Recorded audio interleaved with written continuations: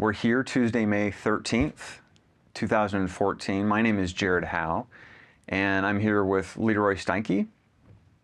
Is that how we pronounce it? Yes. And we're here to do your oral history interview.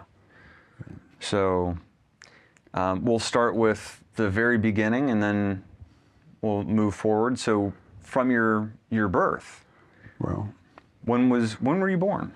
I was born on July 7th, 1924. Okay. And I'm sure I must have been an upset to a busy harvest season because my dad was raising wheat on a farm out in western Kansas, and I was born in that in the farmhouse. So this was near Chardon, Rawlins County, Kansas.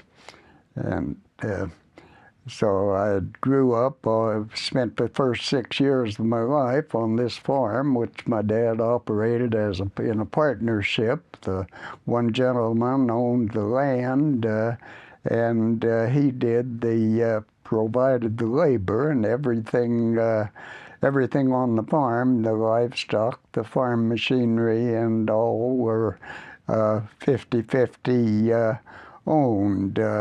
It was a 50-50 partnership based on the labor against the ownership of the land. Okay. So then in 1930, my dad decided that he would move to the farm that he had owned since 1925 in northeast Colorado. This was on the open land that was being converted from grazing land to wheat farming, and he went there with the idea that he would be primarily dealing with cattle and livestock. So one of his brothers had been on the farm for all the time they had owned it, and this brother had moved to Oregon that summer. So Dad moved the family to Colorado. Shortly after we got there, I remember the creek flooded, and the water from the floodwaters from the creek were rushing up against the door sill of the sod house that was on the farm. Wow. So at that time, I remember Dad taking a cedar post and walking up on the hillside, and finally found a spot where the water was not running down from the hill, and threw the post down. Within a few days, there was a basement being dug there to put up a new house. But then that was all. I was then 6 years old and started grade school in a one-room country schoolhouse. There were about 25 students in this school. I think all 8 grades were covered, and we had the one teacher handling the entire teaching job on this country schoolhouse. Wow. I lived on this farm until 1937, so attending this schoolhouse and helping the farm work as I became old enough to milk the cows and bring them in from the pasture, and otherwise whatever I could do on the farm. In 1937, Dad moved the family back to northwest Kansas and rented a farm, and was back primarily on wheat farming. And at this time, I started operating a farm tractor. I'd had been back with one of my uncles who had a rubber-tired McCormick tractor, and he had put me on the tractor during the 2 weeks that we were staying with him on the farm. And as we moved back into Kansas, Dad had planted wheat the fall before, so we had a harvest coming up, and I operated the tractor pulling the combine on the wheat harvest that year. Wow. Also, there again, we were attending a one-room country schoolhouse, and I finished the last month or so of my 7th grade there, and then moved on to the 8th grade, and graduated from grammar school in the spring of 1938. At that time, there was a decision about further education. Actually, my parents had 4 choices. I could forget about high school altogether and start working on the farm, or I could drive 16 miles over dirt roads into the nearest town, which was Atwood, and would be attending a small high school there. I could stay in this town, about 1,000, 1,500 population, with friends in a home or during the week, and get home for weekends. But it was simpler. There was a Catholic military academy in Hays, Kansas, about 150 miles from our home, and could attend boarding school there. So I ended up entering a junior ROTC program in a military academy setting. I got my high school education there, and by the junior year, I was picked as one of the 9 students from the senior class. There were about 50 in the class altogether, to attend summer ROTC camp, which was comprised mainly of college students from the University of Kansas, University of Oklahoma, University of Arkansas, some Nebraska. But we were at Fort Leavenworth, Kansas for 6 weeks, the summer of 1941. I returned to St. Joe's for my senior year, and as we all know, we had a little event called Pearl Harbor on December 7th of 1941. In February, I believe it was, the military had lowered the commissioning age for 01 second lieutenant in Army Infantry, in my case, from 21 to 18. And I graduated in May, had my 18th birthday, and again got involved in a heavy harvest. The wheat crop had been badly hailed, and we were literally grubbing out of the ground to get enough seed back to run the next crop. So I spent a long summer with the combine harvest equipment trying to get the wheat harvest done. As we were finishing harvest, I was coming back to the yard, bringing the equipment from the field into the farmyard, and my mother came out of the house waving, and we got in touch with her.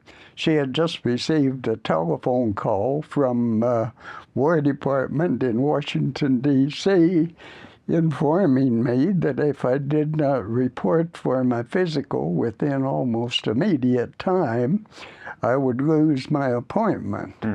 I got myself cleaned up that evening, got a bath, got a change of clothes, and got on a bus to spend an overnight trip from northwest Kansas into Fort Leavenworth to get an Army physical.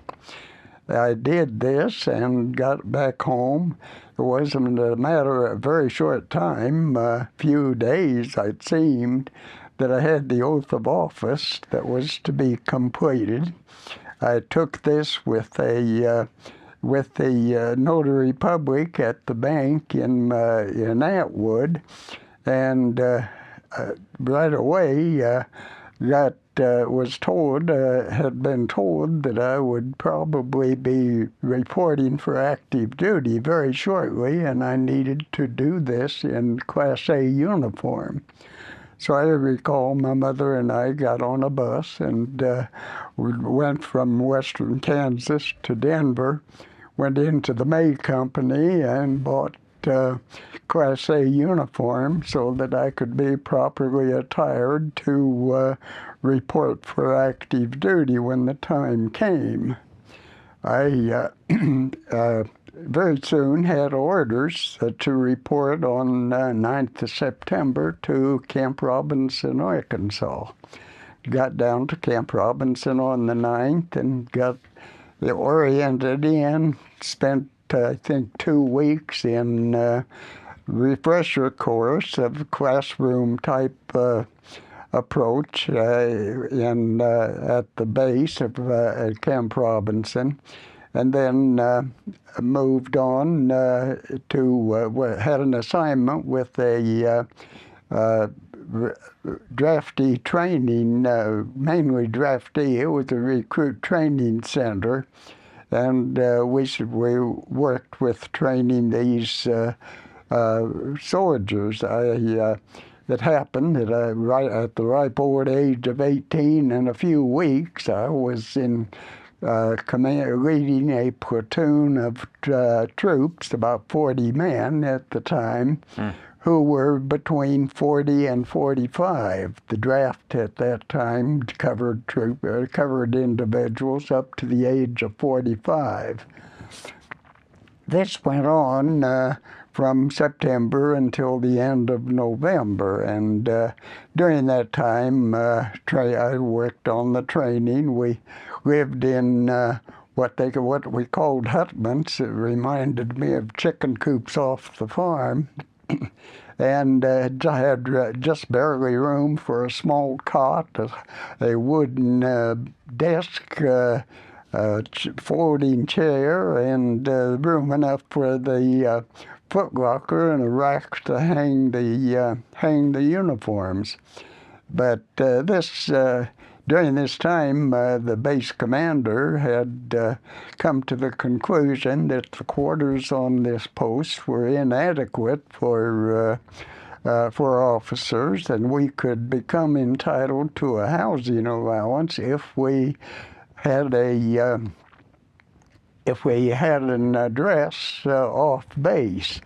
I then rented a room from a couple, the Lanes in Little Rock, and would spend Saturday night generally in this with them in Little Rock. During that time, Mrs. Lane was working with a young lady, Orly Pruitt, who she wanted me to meet. So I can recall that we met and started dating. Would go to the Officers Club in the Marion Hotel in Little Rock on Saturday nights, and I can recall going to a football game of the high school that she had just graduated from the year prior. And this was the social life. Also during this time, was walking across the street from the training area out on the base toward my quarters, and a familiar car approached, and I recognized the Dodge sedan that I had ridden around Hayes in quite a bit during that last year of high school. And so I stopped them, and that was my best buddy of the senior year, Alex Staub, who was a couple years older than I was, and a junior college student. But Alex and I had spent a lot of time together in that last year of high school, and he had married the young lady that from Hayes that he was dating at the time. And he and Gladys were he had just been assigned to Camp Robinson. So we had a good association then for the rest of the time that we were there. We socialized a great deal on weekends, and that carried on. That was about the only stateside activity that I had that seemed normal for Army experience. I then, at the end of I want to interject for just 1 second. Do you recall Thanksgiving at all? Yes, I remember that the four of us, and Orly and myself, Alex and Gladys, and two other couples were all together at that were in this weekend crowd. We spent Thanksgiving dinner at the officers' mess on base, and this was quite a social event, quite a great meal. And so then it was shortly after Thanksgiving, in fact, before the end of November, I received orders to pack my bags and get ready for a move. So on the 1st of December, we were on a train from Little Rock to Chicago. Spent the weekend of December 1st and 2nd in Chicago, and then took the train on to Tomah, Wisconsin, and got off the train, and had been assigned to the 2nd Infantry Division at Camp McCoy. We soon were put on skis and snowshoes. We had cadre from the 10th Mountain Division there to teach us to use to cross-country ski, and the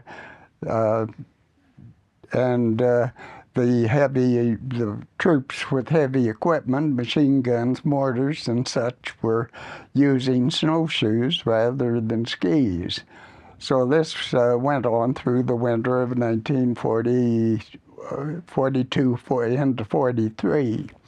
And in February of 43, the division went up into the Upper Peninsula of Michigan, spent 2 weeks on maneuvers. I had been assigned as a referee during these maneuvers, so I had spent a week in the Upper Peninsula before the maneuvers, reconnoitering the ground and becoming familiar with the geography in the area. There must have been 4 foot of snow on the ground up in these woods, and we were living out. We found very quickly that the winter tents that we were using would ice up on the inside during two men sleeping in the tent for a night. So after the first night, the tent was uninhabitable. And at that time, we started building lean-tos out of evergreen boughs.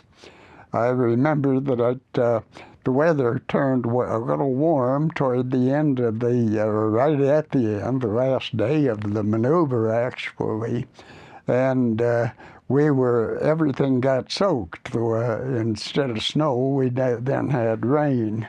So the train that was to take us back to camp was on the tracks, but there were no engines with us.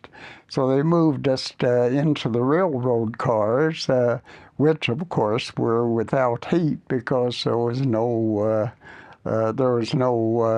engine to provide the power.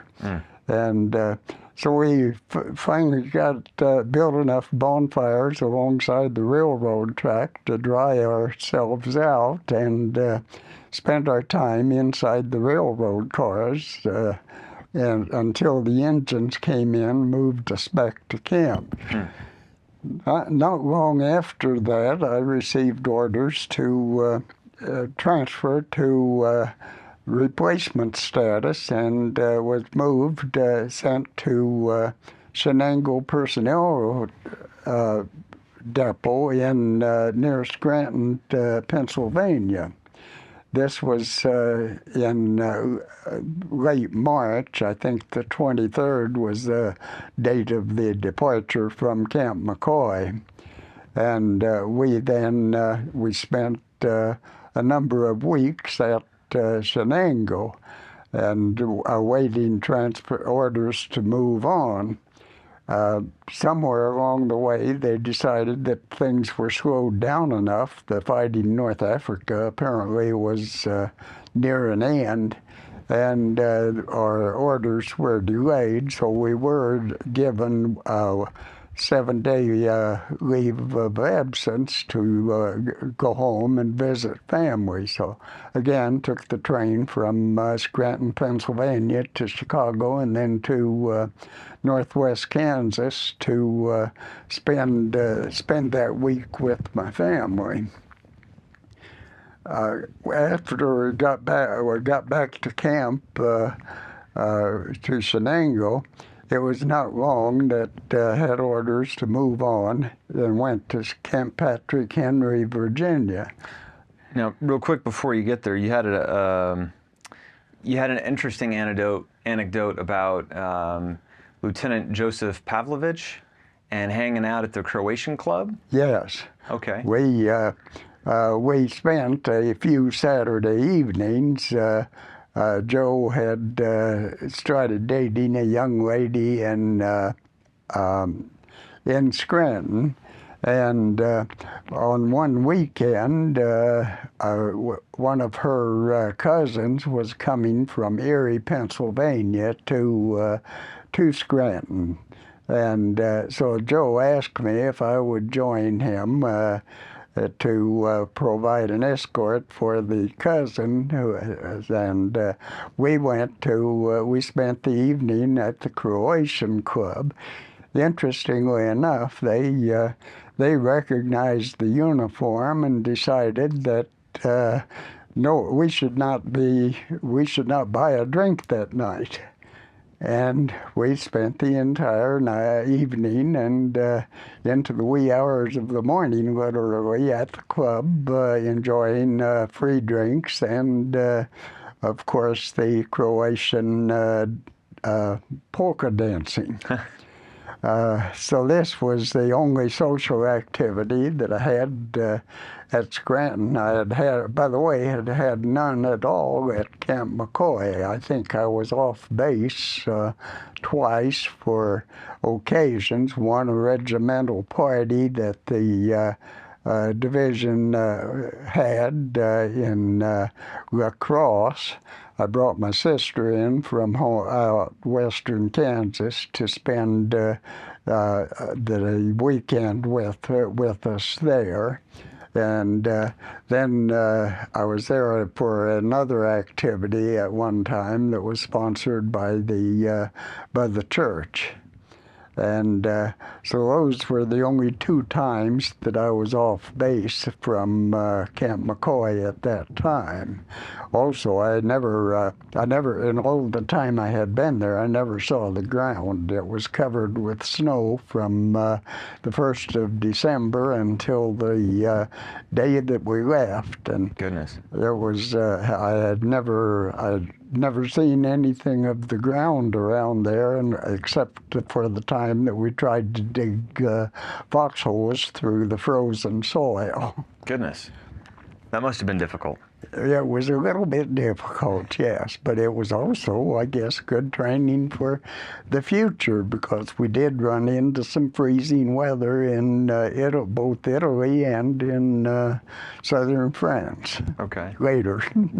Yeah, and as we get there too, what was one of the concerns that you had for your men while you're in cold weather? You had to watch for. We had to watch for frostbite. Yeah. As we would be out on our marches on the skis, we would have what we called frost guides stationed along the route, and they would watch for any sign of frozen cheeks as the troops moved by on our long marches. We did some long ski marches that would go on for several hours at a time. So at one time I was pulled out of the formation and put on an ambulance, taken back to the dispensary because my right cheek had shown some evidence of frostbite. Oh, wow. And but this was typical of the reason for the troops watching out for the frostbite. Yeah. Okay. I didn't mean to derail us. I think last we were talking, you were looking forward to going to Camp Patrick Henry. Yes. Well, we went by train from from Shenango Personnel Depot at Scranton to Camp Patrick Henry, Virginia, and was there for a few days. On Sunday in May, it was the Mother's Day weekend of May. They had a large convoy being loaded in the Newport News, Virginia harbor. And I was not on orders for that trip, so I spent the Sunday working with base personnel, moving troops on orders for the transport from the base to the harbor. So I made several trips back and forth during Sunday. As I recall, we were busy from early morning on that Sunday to very late at night. Wow. I think it was about 10 o'clock that we finally got back to our quarters, and we bedded down. I don't think I'd gotten more than a few winks when somebody came into the barracks and said, "We need X number of volunteers to fill a ship." So he made a count. There were just that many of us, I think 12 or 14 in the barracks. So we were pulled out of the barracks and rushed through packing and loaded onto trucks and hauled down to the harbor. And I recall we were at the gangplank of the Neahellas, a Greek. This was a Greek luxury liner of the time that had been taken over by the British and was used as a troop transport. I recall getting all the inoculations for overseas assignment and marched up the gangplank and given a stateroom and everything set for sailing the next morning. Wow. The Neahellas was quite an experience for it brought out some of the difference in the recognition of a caste system in the British Army.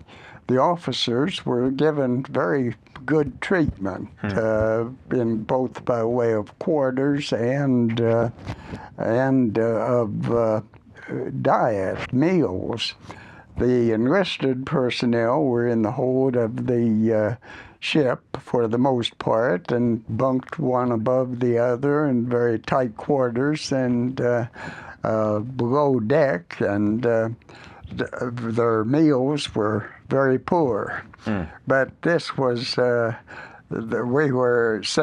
set sail the morning after we loaded on board ship and crossed the Atlantic to, I can recall finally many hours watching whales go around. We went over in a very large convoy, destroyers and cruisers, and I don't know what all kinds of war vessels, as well as troop transport. But we I recall going through the Straits of Gibraltar, being able to see the Rock of Gibraltar, and on to the east in the Mediterranean. We finally reached Oran, and we got off the ship in Oran and into an assembly area. I recall a general speaking to us at that time, welcoming us to the foreign soil, etc. And this was about on, I think, the 23rd of May, so we had spent about 13 days on the water. I might also mention there were a number of Army nurses on board the ship as we were going over, so there was a lot of intermingling of personnel as we crossed the Atlantic. And some, I don't think there was any indiscretion, but it was provided some enjoyment to the trip. I had an interesting experience while on board this ship. I was called to the troop commander's office one day, and along with a few others, in fact, all of the 12 or 14 of us that had been put on board that ship late at night. Mm-hmm. And the troop commander asked for a personnel file or a 201 file. Mm-hmm. And of course, we didn't have it, and finally concluded that it must have been left at back on base at Camp Patrick Henry, one of the forgotten details of being loaded onto a departing troop ship. So quickly, yeah. So I then found I was at the replacement depot in near Oran at Canistelle, and this had been a casino. And one of the interesting thing about this bombed out casino was that this was where Wally Simpson had met the King of England, and started their romantic time. I was given a job all the time. I was at Canistelle at the first replacement depot, training troops as they passed through, and it was an interesting time. Toward the end, what turned out to be toward the end of the time I was there, I was given myself and another officer. Lieutenant Stewart, were given orders to attend the British Battle School.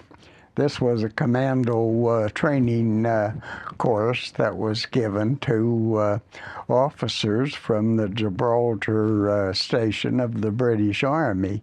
They'd be brought to North Africa and go through this training program.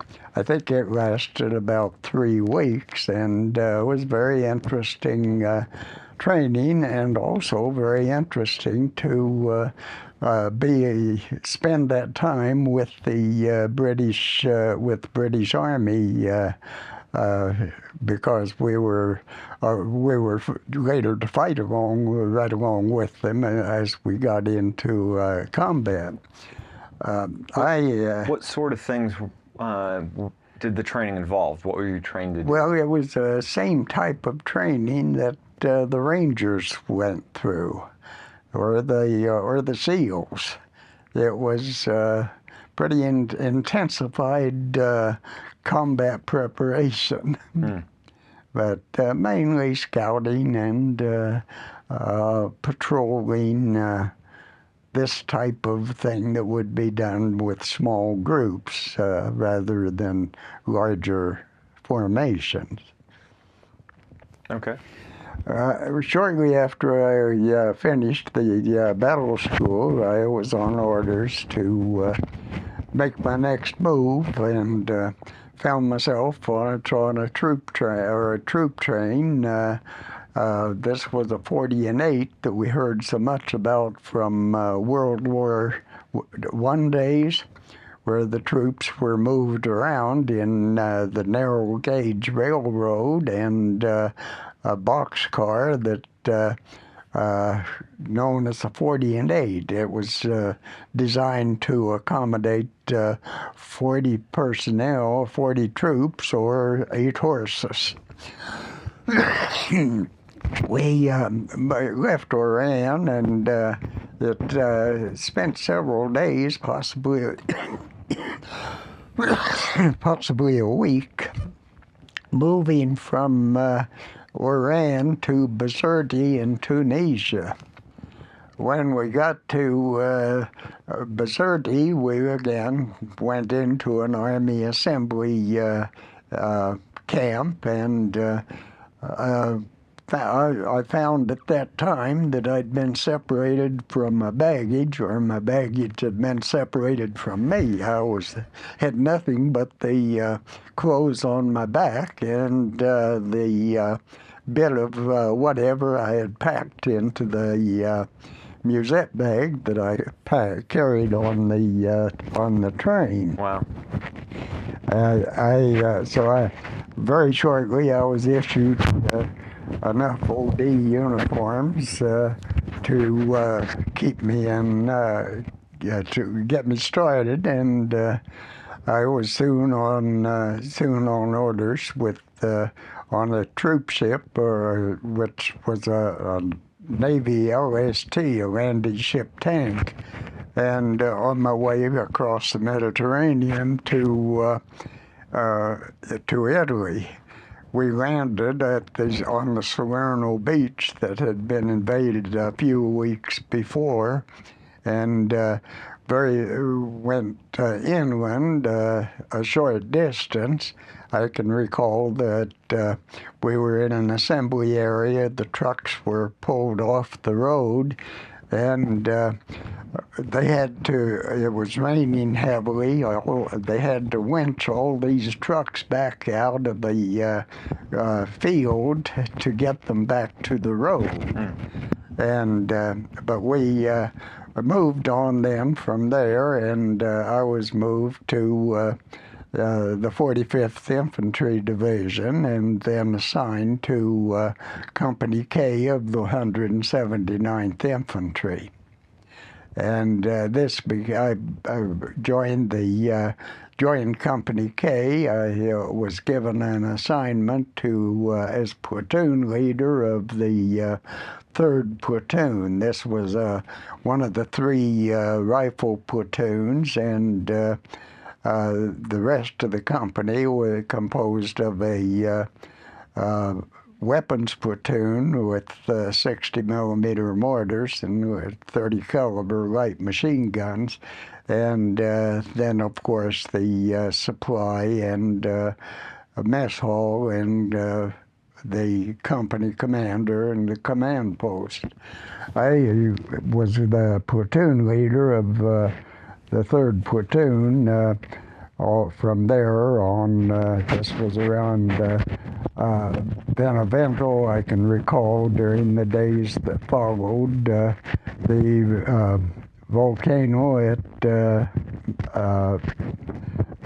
erupted, and we could see the lava to the west of us toward Naples as we moved north. This was Vesuvius? Vesuvius, yes.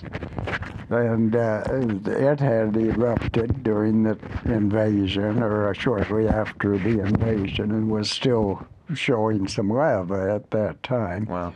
But I recall seeing that to the west of us, and moved up through Benevento, and finally, early in November, we crossed the Volturno River.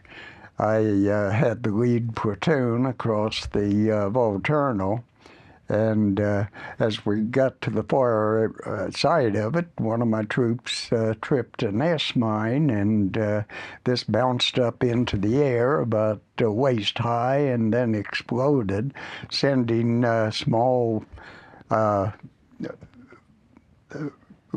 round pellets about the size of ball bearings in all directions.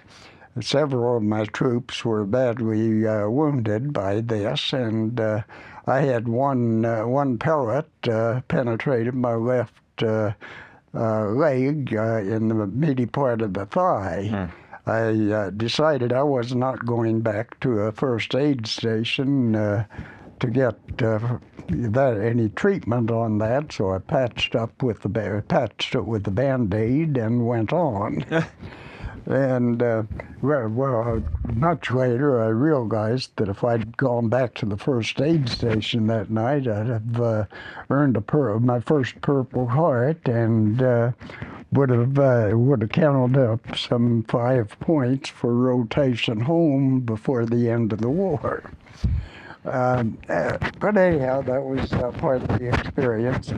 I was also my platoon was the lead platoon as the company moved up the road from the river crossing point toward Venafro. And as we were moving along, I recall a flight of P-51s coming across, flying over, and looked up and saw these 4 P-51s and realized that they were probably on their way up to the mountains to drop some bombs on these mountains that overlooked the town of Venafro, or possibly to hit Venafro itself. But they flew to the north, made a U-turn, came back down the road, and were strafing down the pavement of this road. We of course hit the ditches on the side of the road and had some shelter below ground. Fortunately, all the strafing they did only put some pock marks into the pavement, and we did not have any injury to troops from it. The planes then turned around to the south, made another U-turn, came back north, and started dropping bombs, and these were falling into the grape vineyards off to the right and left of the road. So again, no injuries, but everybody was pretty shaken by this experience. I imagine so, but a P-51, is that a German or is that No, that's ours. That's an American plane? That is what we would today call friendly fire. Yeah. But anyhow, they had obviously seen this column of troops moving up the road and thought it was Germans moving back. And so we came out lucky on that, though. We had no injuries, and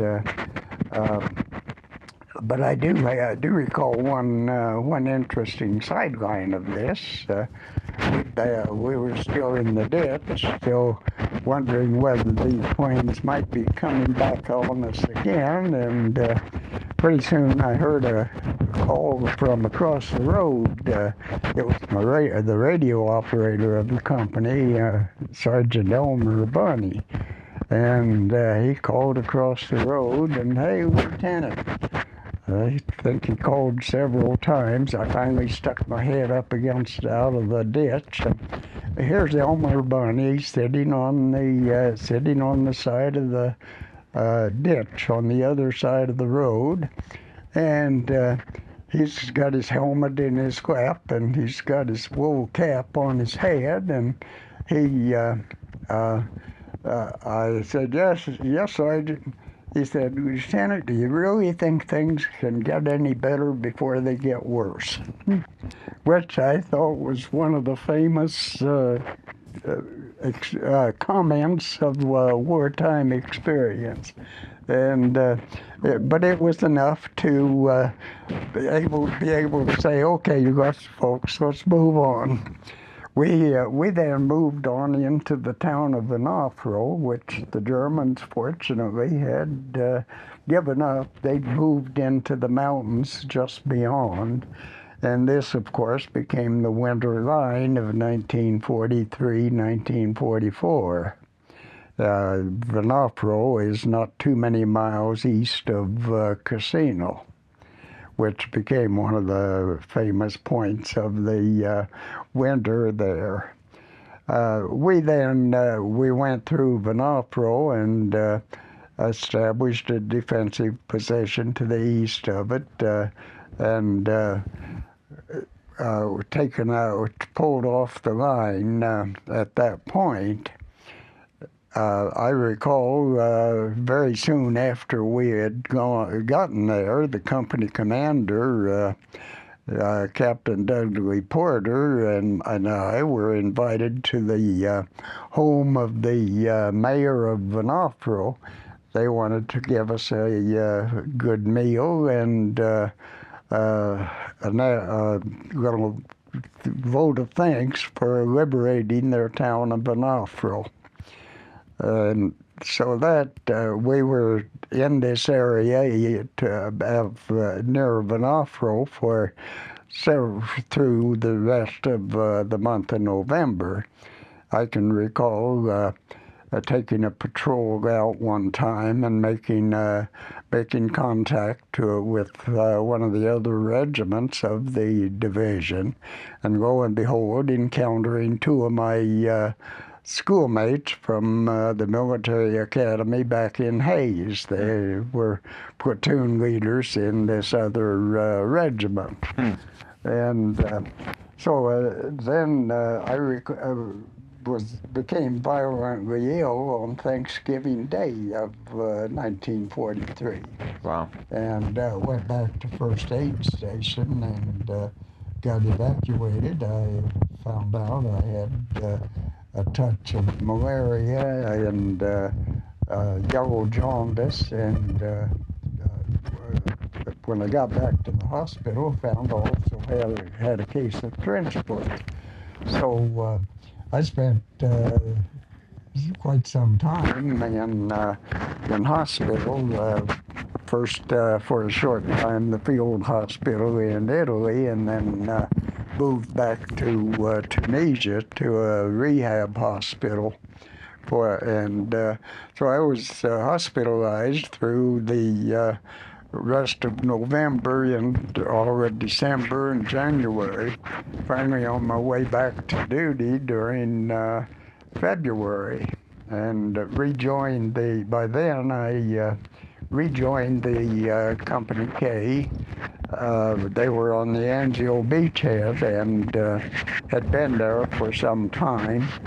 And I was given assignment then to lead the weapons platoon, and had 60 millimeter mortars and light machine guns.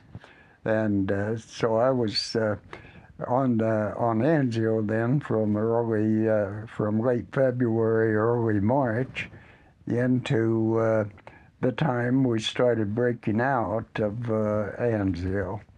During this time, I recall taking a patrol out one night, and with orders to hit an outpost and bring back a prisoner or some prisoners. We got out of the position, went up a ravine, and finally reached this outpost that we were targeting, surrounded it, and just ready to get our prisoner. And apparently the Germans heard us and sent up a flare. And when that flare went up, I think every machine gun and rifle and whatever on our position opened fire in that direction. Oof. I can recall tracers going between myself and some of the troops in my group, and I quickly moved the patrol back to cover, because it was too hot to accomplish anything. I took the patrol back, and after we got to our defensive position where we had departed from, I went back to the battalion command post and was given a briefing of what we had, where we had gone, how we had gone there, and what we had seen, and whatever. And all the time I was being briefed on the patrol, I noticed a lieutenant colonel sitting across the room, and he was very, seemed attentive and listening. And so after everything was over, he said, well, this lieutenant colonel said, I have just... Uh-oh. Yeah. I have just one question. Sure. You did not accomplish your mission. You did not bring back a prisoner. And why? And I explained that the fire coming in our direction had been too intense to live through, and or whatever. I don't recall just how I had explained this. And he said, yes, but that was all our fire. And I said, yes, I realize that. But I said, Colonel, I don't know where you've been. I don't know what your past has been. I don't know where your experience was. But I said, if you stick around this beachhead for a little while, you're going to find that American bullets are just as deadly as German. You were being fired upon by American troops? Yes. Yes, that was all our fire coming our way. So you went... The Germans never never opened it. All they did was send up a flare. Where was the fire coming from? It was coming from our defensive position. See, we were in defensive position from February into June, into late May. Yeah. On the Anzio beachhead. Yeah. And this was rifle fire, machine gun fire from our own position toward that flare. Oh goodness! So that was an experience. Yeah, no kidding. And they call it friendly fire today. Whether it's friendly or not, it's still fire. It's deadly. Yeah. It's deadly.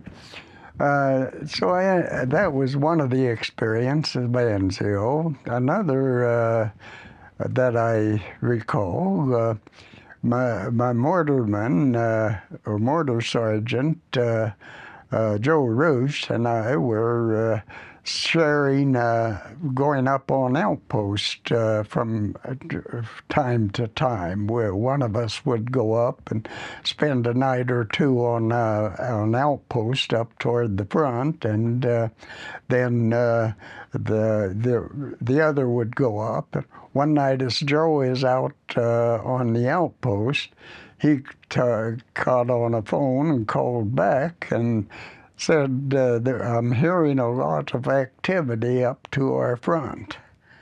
And there's a lot of noise, vehicles moving, and hearing a lot of voices. And I said, well, we've got our mortars zeroed in on that location. Let's shoot a few out. So we started firing our 60 millimeter mortars on that predetermined target area. And Joe called back and he said, we're hitting pay dirt. I'm hearing a lot of screaming.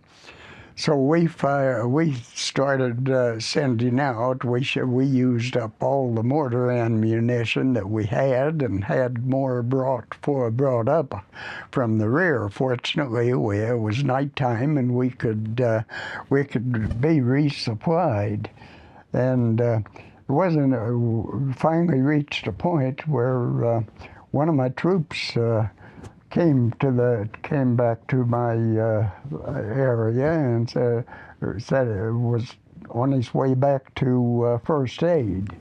He had pre-fire. There had been a pre-fire on one of the mortars, and as the shell was dropped in, it came right back out, and he had not been able to get his hands out of the way at that time, so he had a slash across his hand. And so he was on his way back to first aid, and he went there, was hospitalized, and a couple of days later, he's back with us. And John Maunder was the name of the troop. And John came back, and I recall as he came in, I said, "Well, you should still be in the hospital. You still got bandage on your hand." And he said, "Lieutenant, it's too dangerous back there." At the hospital. At the hospital, yes, the field hospital that we were that was following our division had followed us all the way through Sicily and Salerno, southern Italy, and they were on the Anzio beachhead, and that hospital was shelled a number of times. Oh, wow. I mean, there was not a spot on the Anzio beachhead that the Germans could not reach with some of their artillery fire. So anyhow, John came back, and I said, "Well, it's going to get a little hotter around here, too." I said, "We're going to be moving on within a few days," which we were. We started breaking out of the Anzio beachhead very soon after that. And so I can recall on the breakout, we moved out and kept fighting the Germans as we approached toward Rome, and Right. the 85th Division, 88th Division, some of the others were moving up from the south at the same time. So there was the reuniting of the forces, and moved on Rome. We got as far as Rome by the early June. I think the 4th of June, we liberated Rome.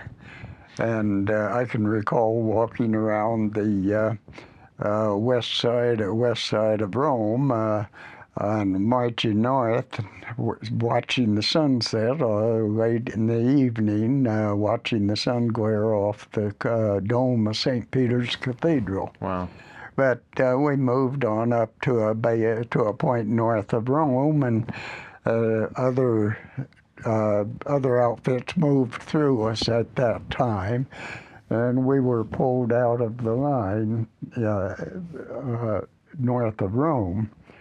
I had an occasion to get back to Rome one day and do a little sightseeing, and got to the Colosseum, and got to the gates of St. Peter's Cathedral, and a few spots in Rome. Got back to base and found out that I was on orders to leave the next morning for a 5-day R&R in Naples. So I was taken by truck back to Naples, and given hotel space in Naples. Spent the 5 days there. By the time the 5-day rest period was over, the division had been moved back to the Salerno beachhead, and we went into our training for another amphib landing. Okay. We had no idea where it was to be. There was speculation, rumors that it might be southern France, it might be Corsica, or one of the islands, or it might have been Yugoslavia. So but we spent this summer amphib training and resting, rebuilding the division. We'd had quite some heavy casualties all the way through the breakout from Anzio. Again, I had one exciting night at while on Anzio, during the breakout, I had a small number of men that were mostly my weapons platoon, and we had been given a mission to get over the top of a hill, and we approached this, and we got up to the crest of the hill and again encountered some very heavy German fire from the defensive positions on the back slope of this hill. Mm-hmm. So I recall that we took position into some German defensive position. It was dugouts and trenches that they had put in. So we stopped there and late in the evening, and I positioned myself with the telephone in a shell bomb crater that was on the back slope of this hill, but I could it was the closest thing I could get to the top of the hill. And I was there with my phone, and all through that night I recall hearing tanks moving around on the backside of the hill and a lot of troop activity. Wow. And so we were in that position, and I finally I spent most of the night directing artillery fire onto the other side, over this hill.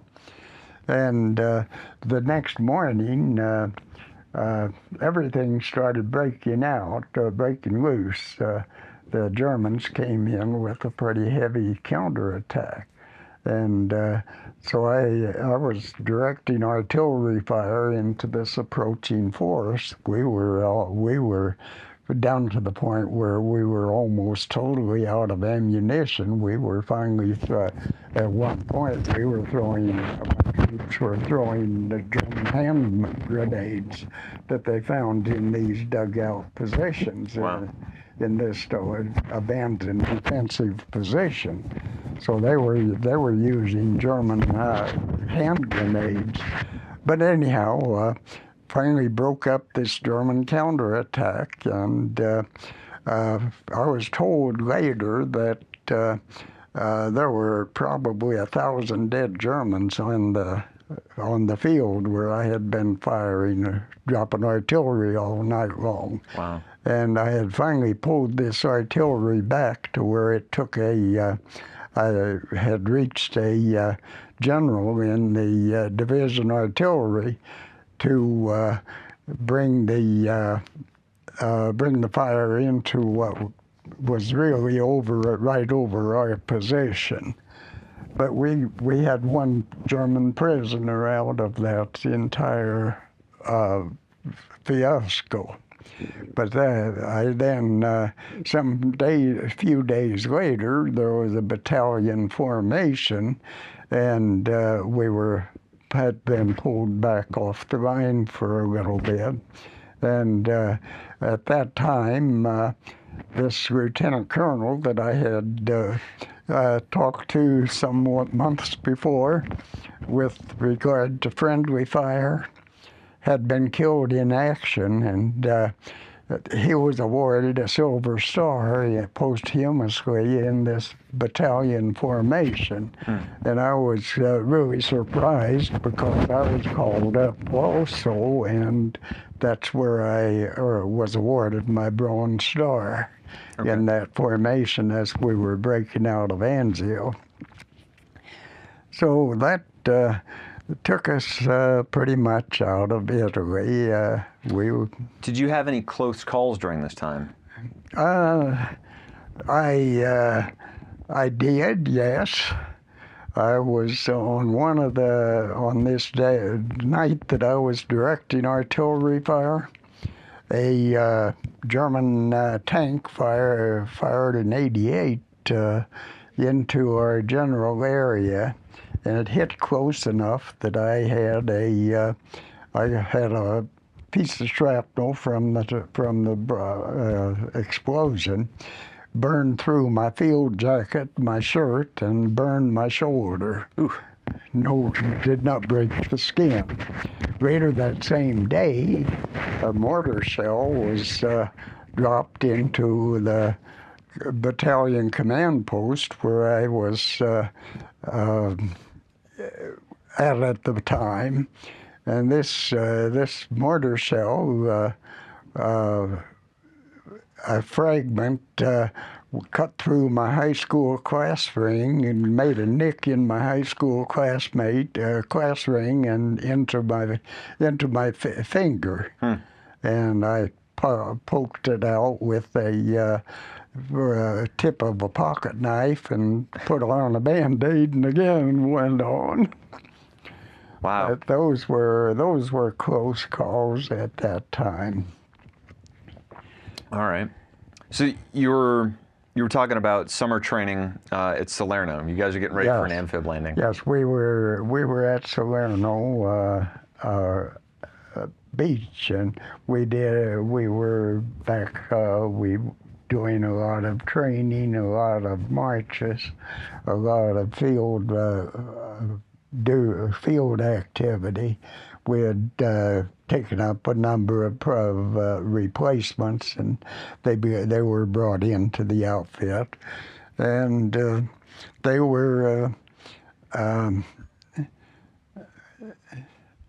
We also were put on troop ships, and we made a couple landing on landing or assault landing craft onto the beaches of Salerno practice. And then this went on until we finally loaded onto an LCI at Landing Craft Infantry. This was a ship that, or a Navy vessel that was used to had accommodation for an infantry company. And our Company K was on one of these landing craft infantry. So we set sail out of Salerno, out of the harbor, and toward a destination which turned out to be southern France. We landed on the Riviera. Our regiment was in reserve, so this was why we were on these landing craft infantry larger ships, and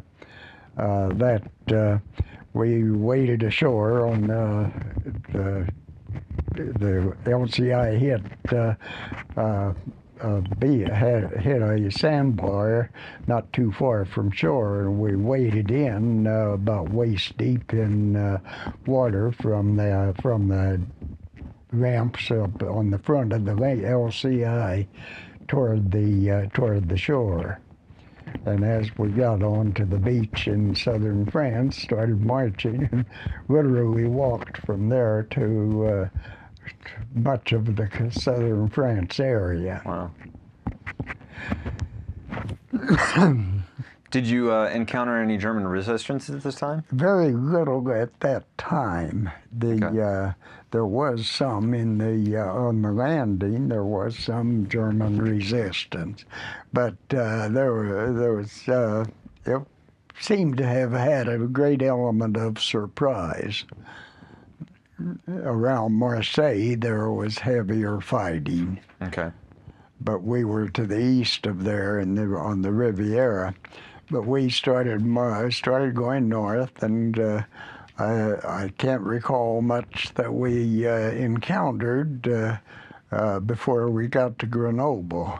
And our company was taken by truck one night into Grenoble, France, and then we went through the city, and to a point north and east of there, and we took up a position, and then within a night or a day or two after we got there, we had a large German force come in and surrender.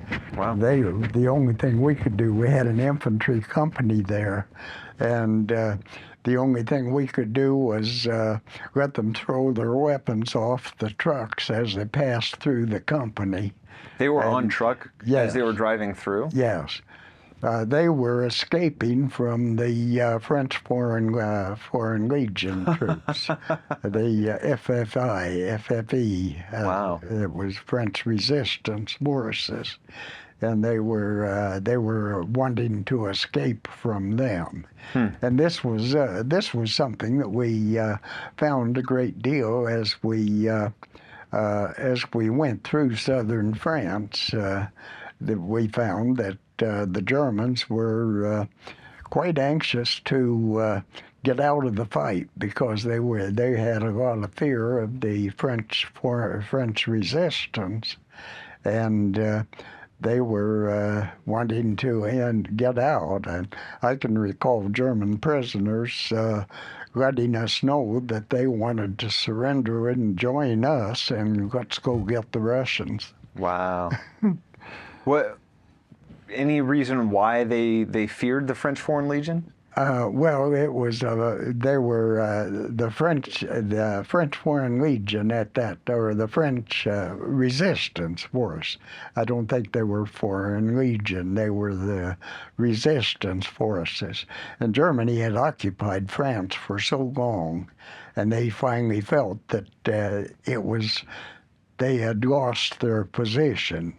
They had lost their power position. Okay. And the native population was a danger to them.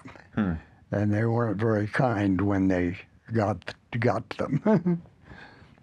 Interesting. Okay.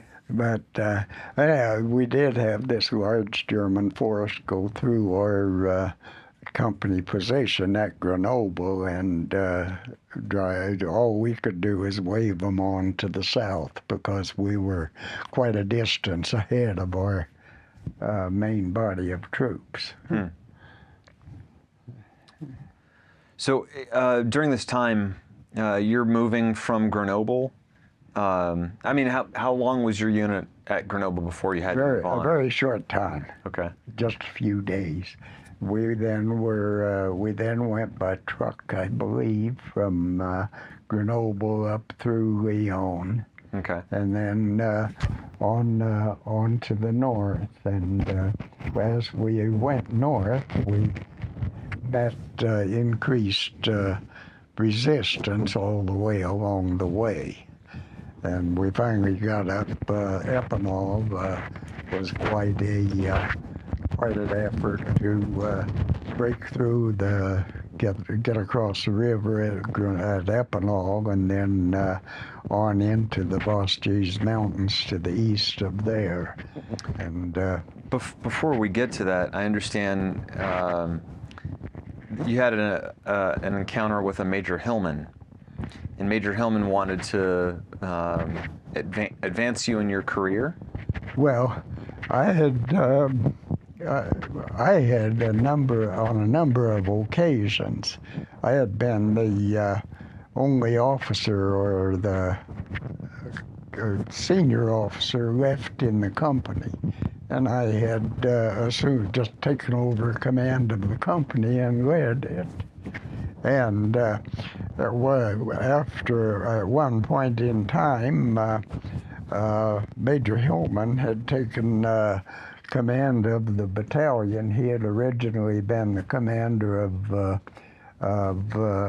M Company, the heavy weapons company in the battalion, and then had been the executive officer, and then he had become commander of the 3rd Battalion of the 179th. And at some point in time, I forget just where this was, but we had just been through some ordeal. I had command of the company for some time, for several matter of days, and he came to our company position, and he said he was going to designate me on orders as commander of the company, and that he would also put in my promotion to captain. And I thought for a moment, and I told him, I said, Major, I think you're suggesting something that can't be done. And he said, what do you mean can't be done? And I said, I don't think you can promote a second lieutenant to captain. And so anyhow, we had to stand at that. He said, you're still the commander of the company. And so I kept on doing what I had been doing for some days. And within a couple days, Major Hillman came back and he pinned a silver bar. Yeah, I got my promotion to first lieutenant. Well, actually, this was in had to be in late September, early October, but I'd actually been first lieutenant since late August, and but I had not known that I had a change of bars in order. You could have been a captain by right. You could have been a captain. Yes, could have moved right then. But anyhow, I thought that the promotion had just been accomplished. But it actually, when I look at some of the records, I just recently discovered that, hey, I was a first lieutenant from August into all the way through September and into whatever time in October this was.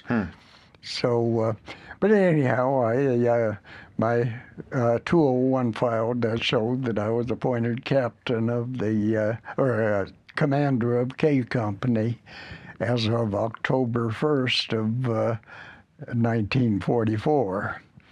And I look back today and I sort of wonder, should a guy just barely past his 20th birthday had been there? Wow.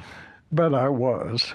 Yeah. And so I then kept on leading the company, and we were in the position east of Epinal, and the attack on the Bruyères was in order.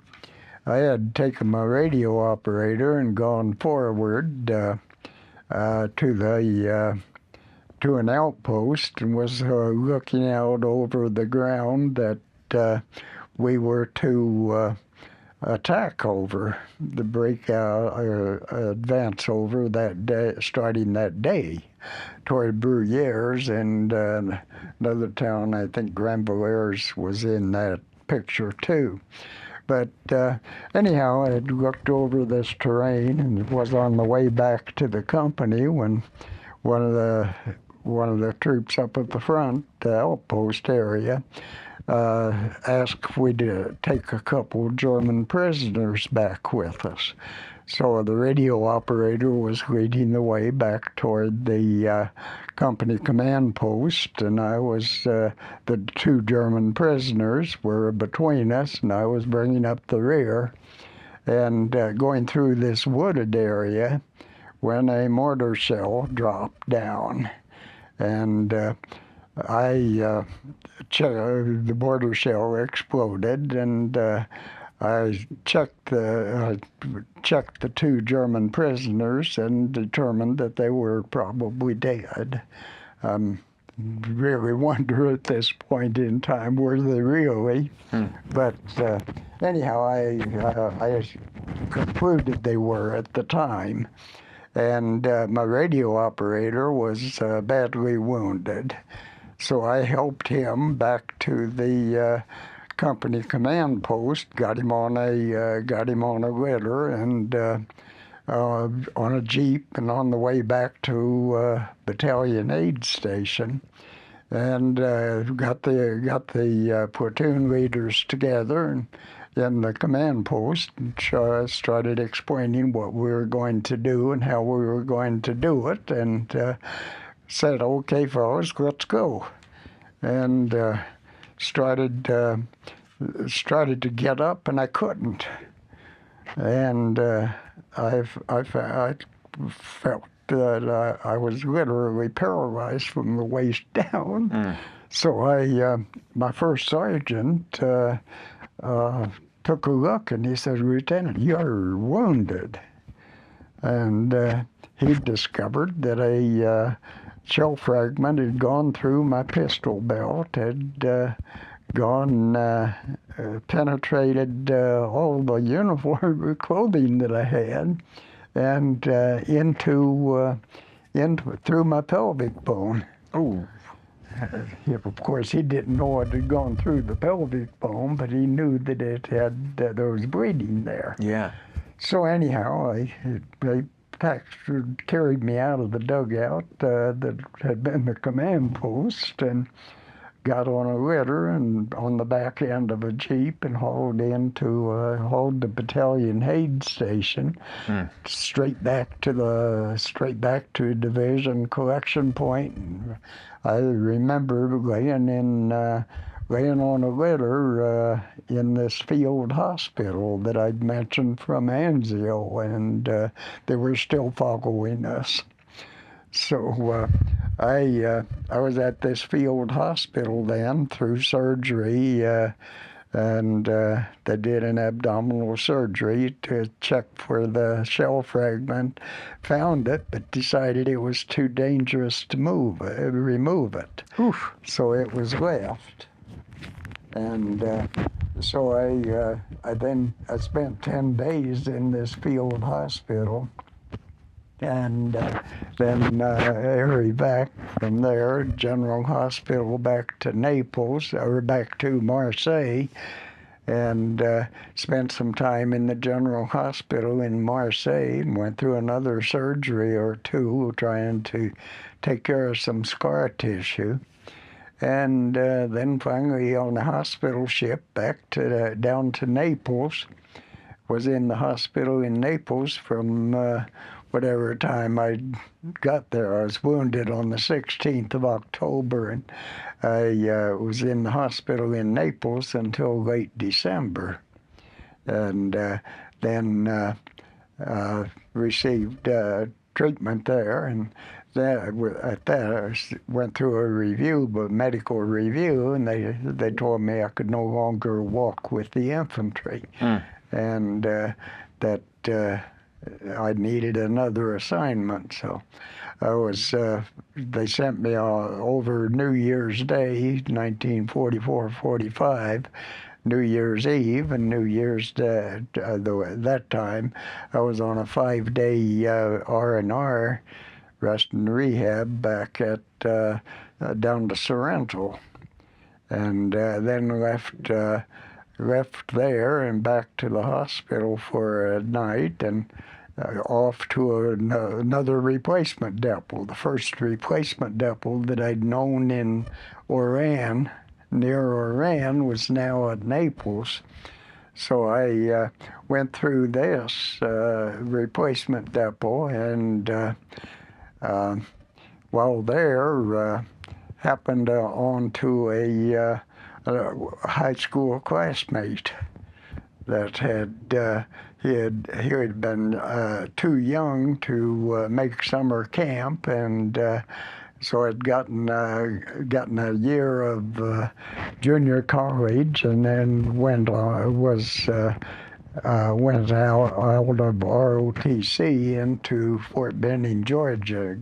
Got his commission through Fort Benning. Okay. But anyhow, I met this high school classmate and there, and then went on to given an assignment to the 58th Quartermaster Truck Battalion, which was located at Livorno, Italy.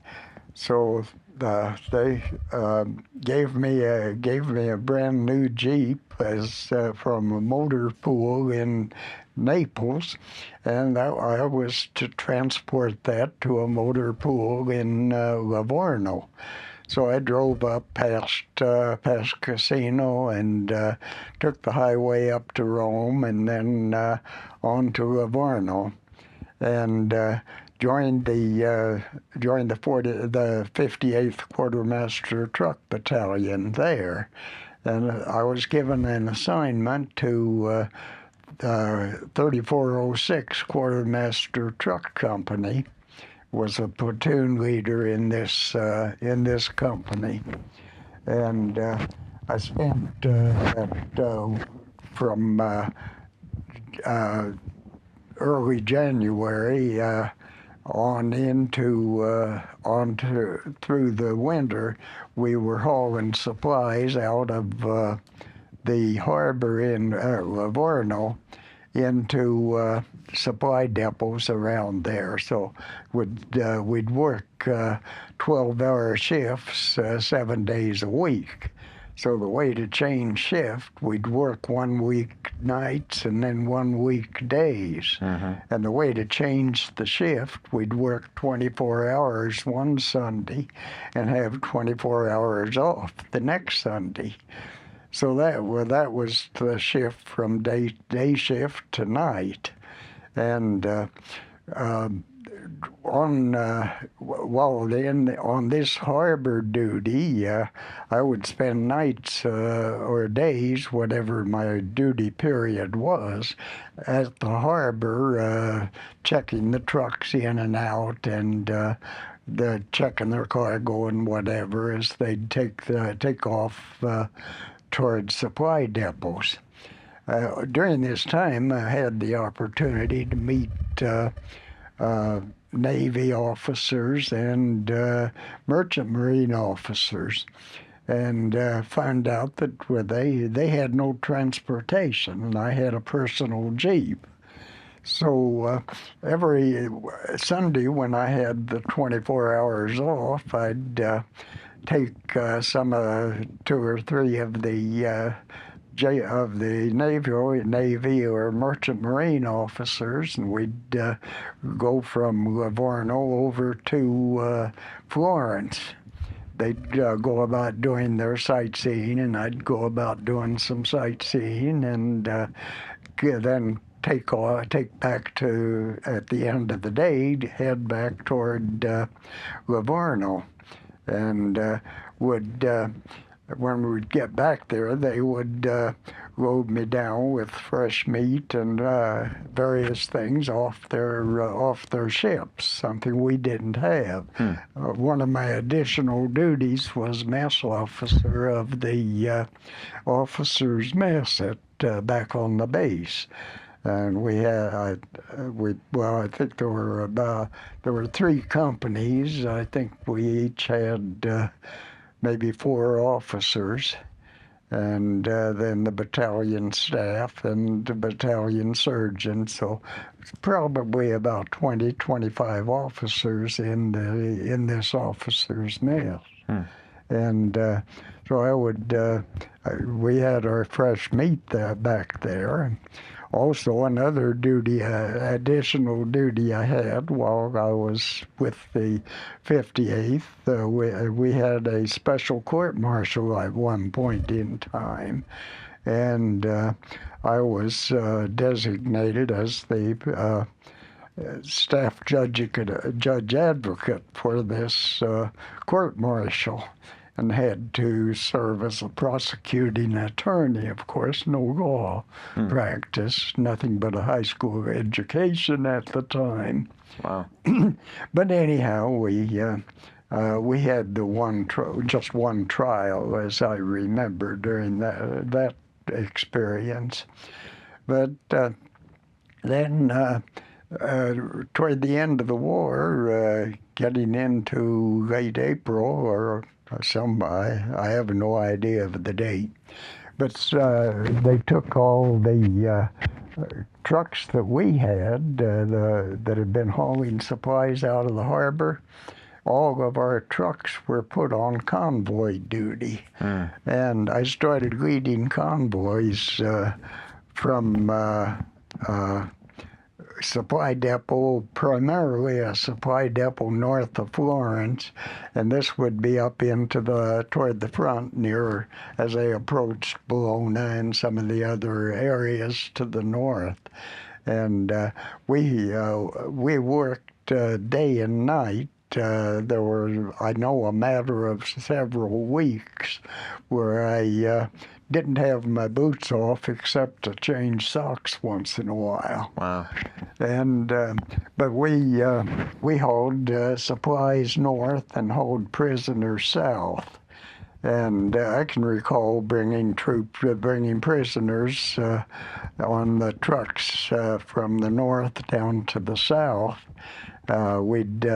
We'd go north with the supplies, load 50 German prisoners on the back of each of these 2.5-ton 6x6s, and we'd bring them back to the south. We'd stop for pit stops along the way, and they'd get off the truck, get off the side of the road, relieve themselves. I'd start at the back of the convoy. We'd have 20 trucks, and start at the back of the convoy and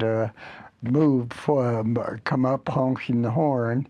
They'd clamor to get back on those trucks. No way were they going to be caught on by Italian partisans off in these mountains.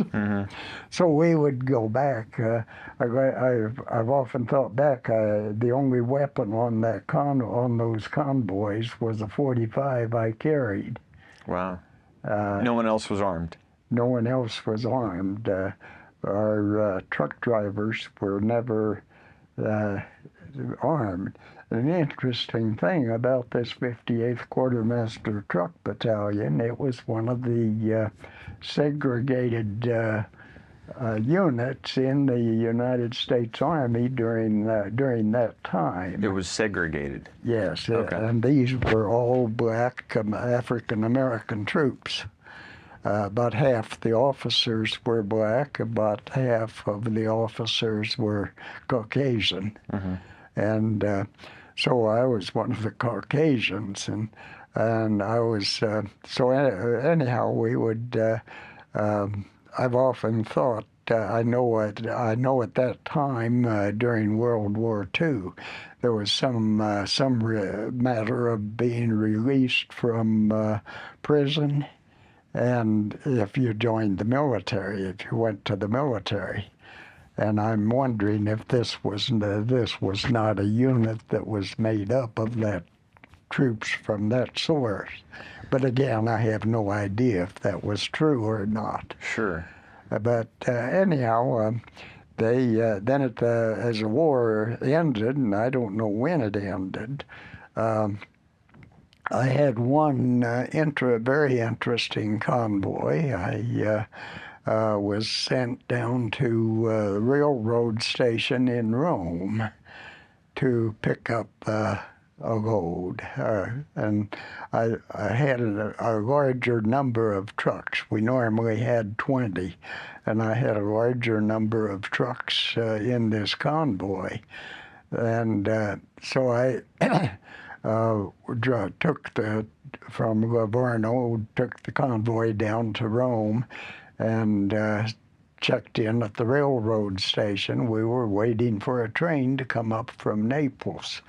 When the train came in, it was loaded with Italian police, and they had gotten on the train at Naples and came as far as Rome, and they were loaded into our trucks that were. They were all of our trucks had canopy on them so that they were sheltered from the sun and also from public view. And I was told to start heading north, and they gave me a gas dump where I was to refuel the trucks. And receive further directions. So I started out from Rome and got to the gas pump, and got gassed up and told where the next refueling was. And this kept going until got to the north of Genoa. And at that time, the trucks were gassed up, and we were told to head on into Milano and get there, and gave directions to an Italian army post in north of Milano, and get up there, unload, and get back here before daylight. Wow. And so I followed their directions. On the way back, I noticed that we were getting low on fuel on some of our trucks, and we were probably going to be out, go dry before we got to the gas dump.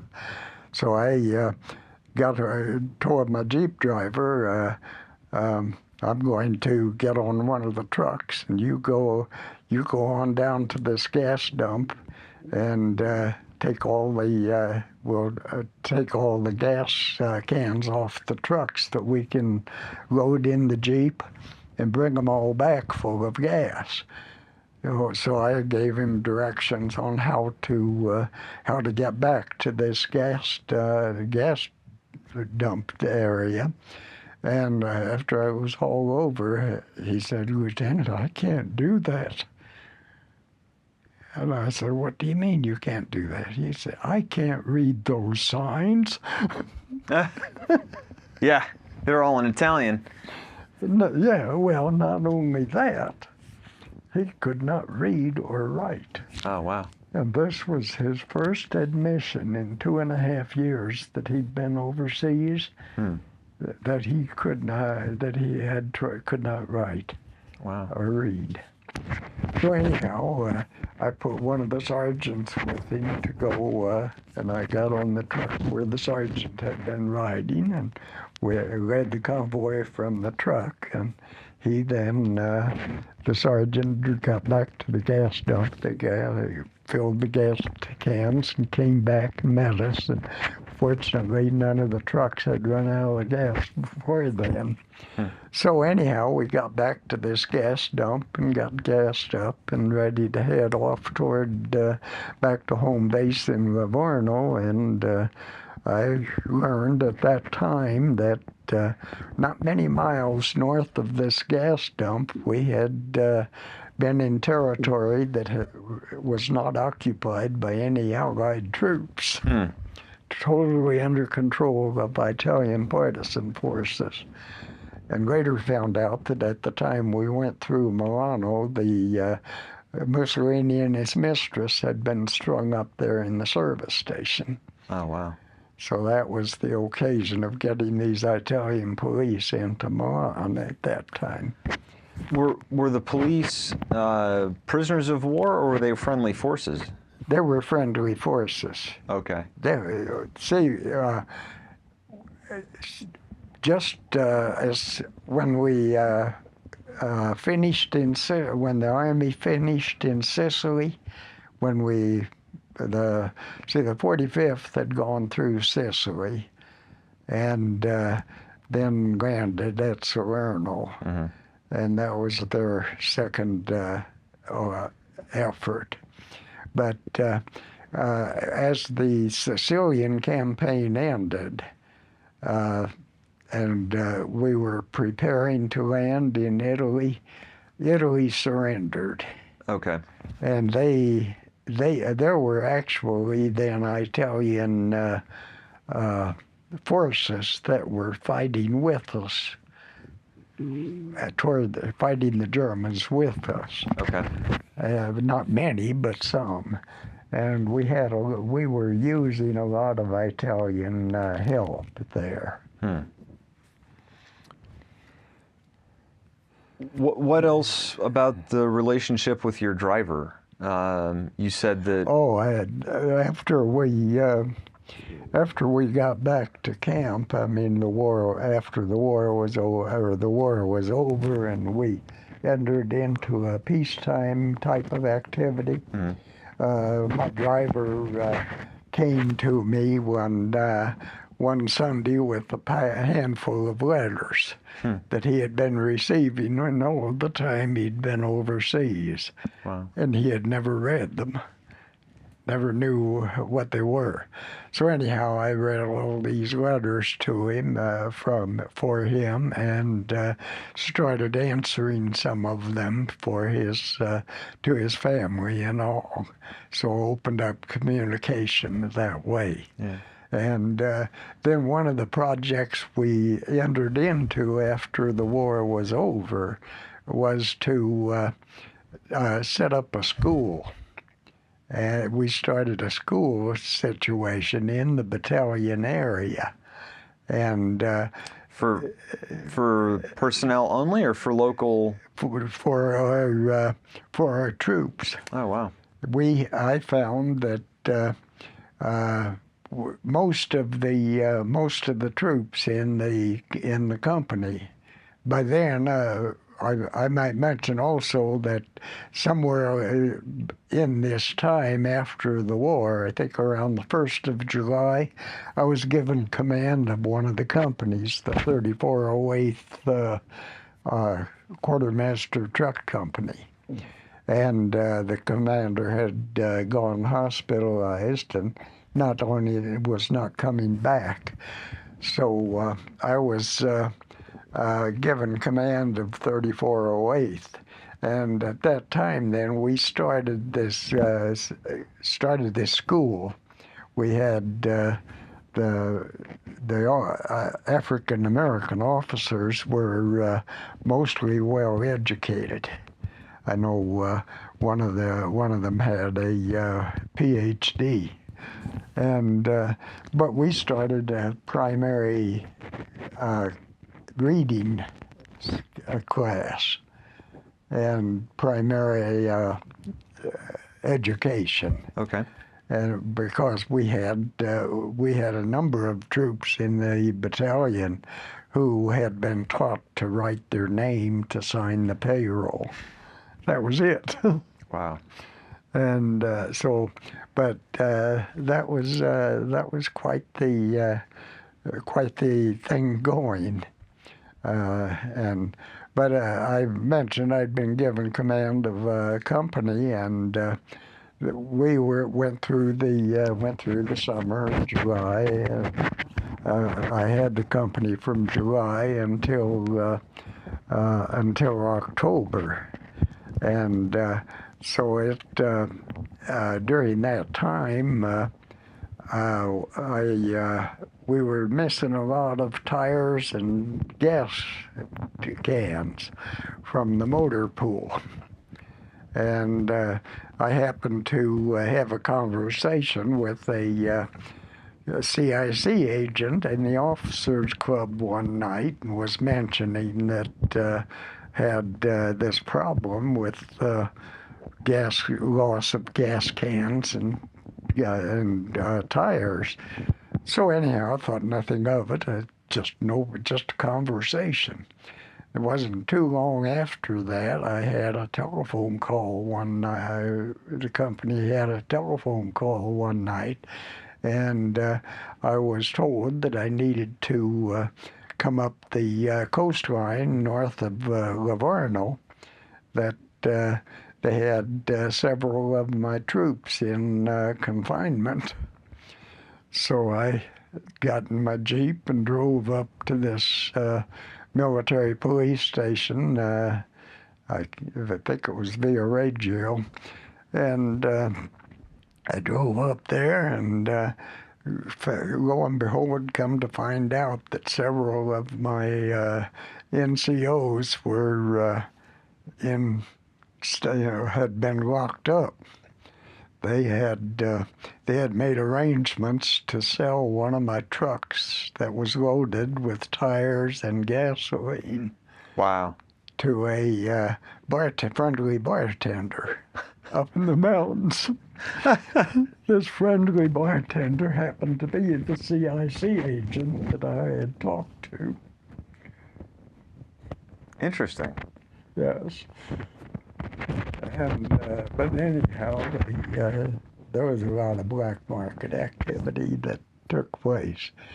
And so that was one experience. Sometime later, some of my troops were rotating home. They had been overseas for a period of time, and they were rotating home. I can recall being out in the campsite area, shaking hands and wishing them well and all that as the truck was about ready to depart. As it started to pull forward, one of the troops reached out again, and he palmed off a piece of paper. And he told me that I had to watch out, that my life was in danger because of this imprisoned troops. Mm. So anyhow, and it was around this time too that I knew that I had had enough points to rotate home, and had not been put on orders along the way. So I remember one night we had a little gathering in the officers' mess hall, and battalion commander was there, and I made some mention of the fact that I should be getting some orders pretty soon to get rotate out.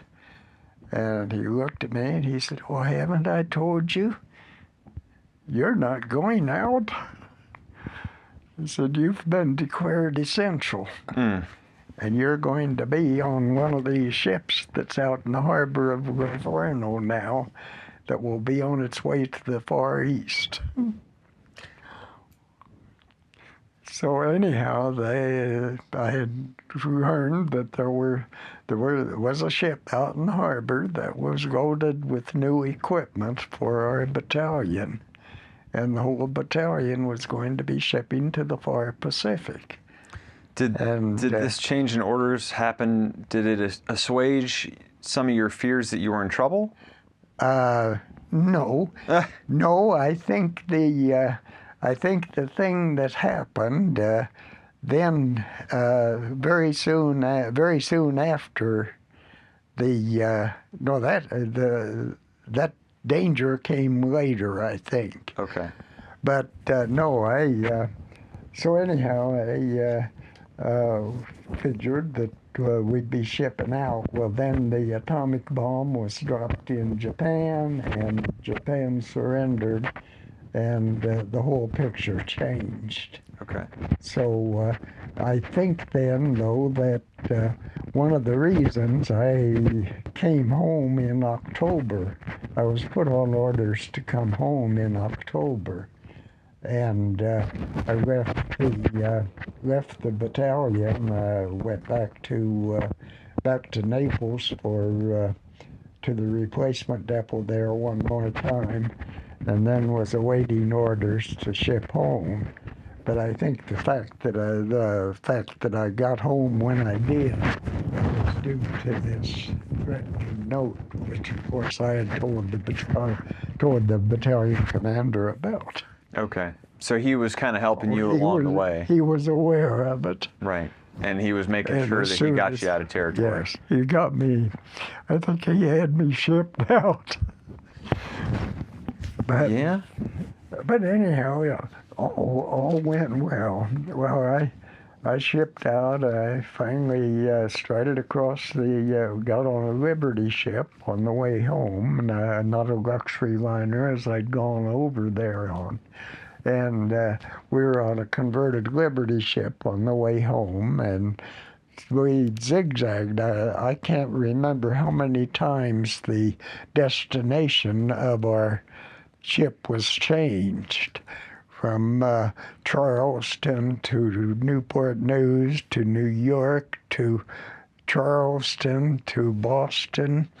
Finally landed in Boston on the 2nd of November of 1945.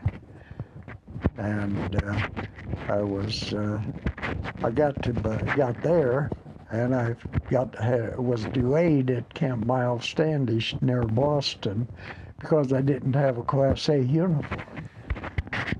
Two different occasions, everything I had overseas with me had been shipped home.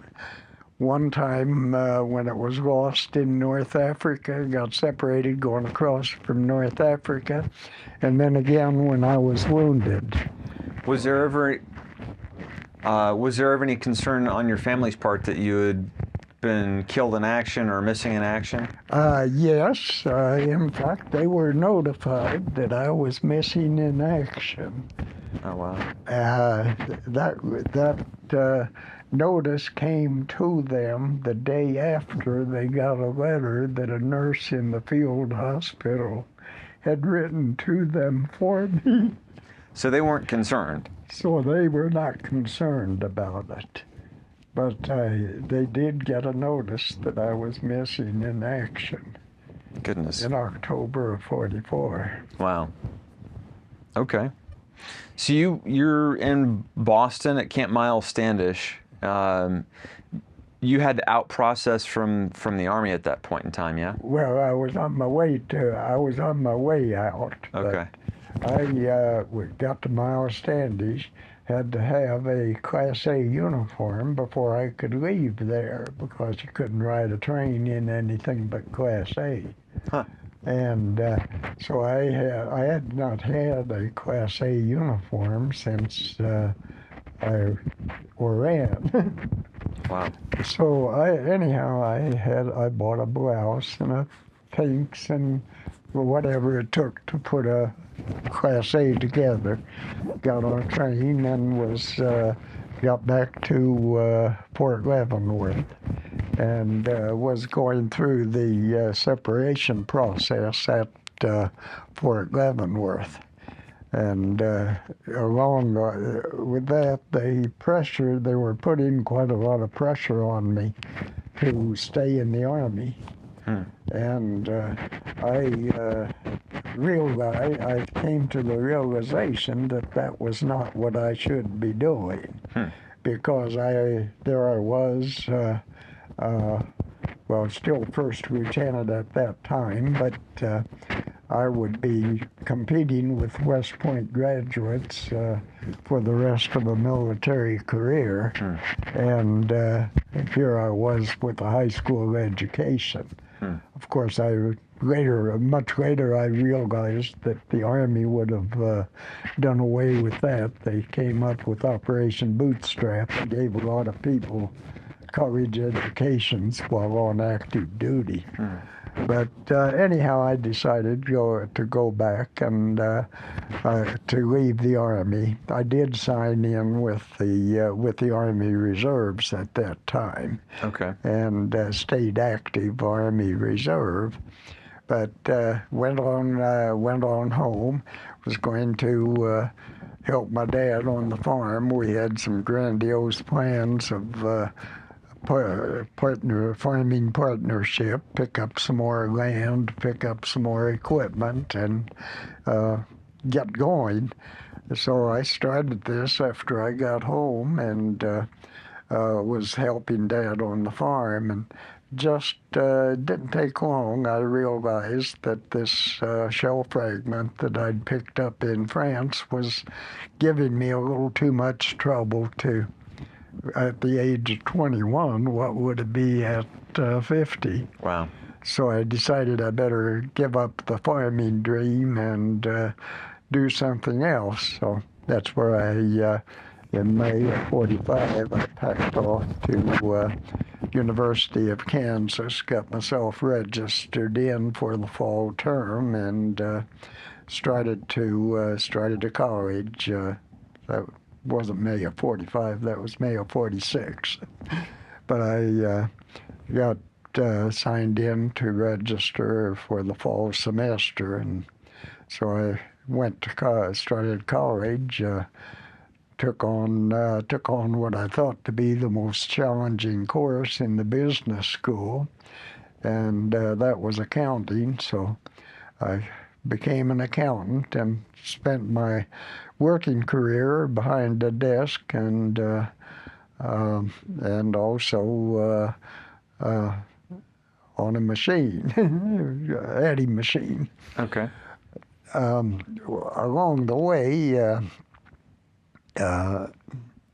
I stayed on with the Army Reserve. I was not active in any way until I got through college. I gave my education the priority. Then after I got out of college, went down to Wichita, Kansas, and was working for Beach Aircraft, and I found out that the 89th Infantry Division had division headquarters there. So I made contact with them and went into the active reserve with the 89th in Wichita, and was with them from through 50, 51, and then 1951, when I left Wichita to go to Kansas City, I dropped out of the reserve program altogether, and finally discharged from Army Reserve.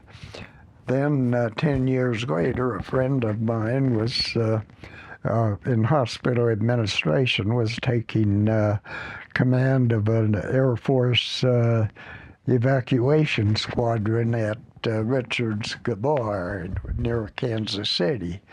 So he needed an admin officer and knew I was working in healthcare finance at the time. So would I come aboard? I took a look at it. They were not, as I thought, with the Army Reserve unit, wasting my time and the taxpayers' money.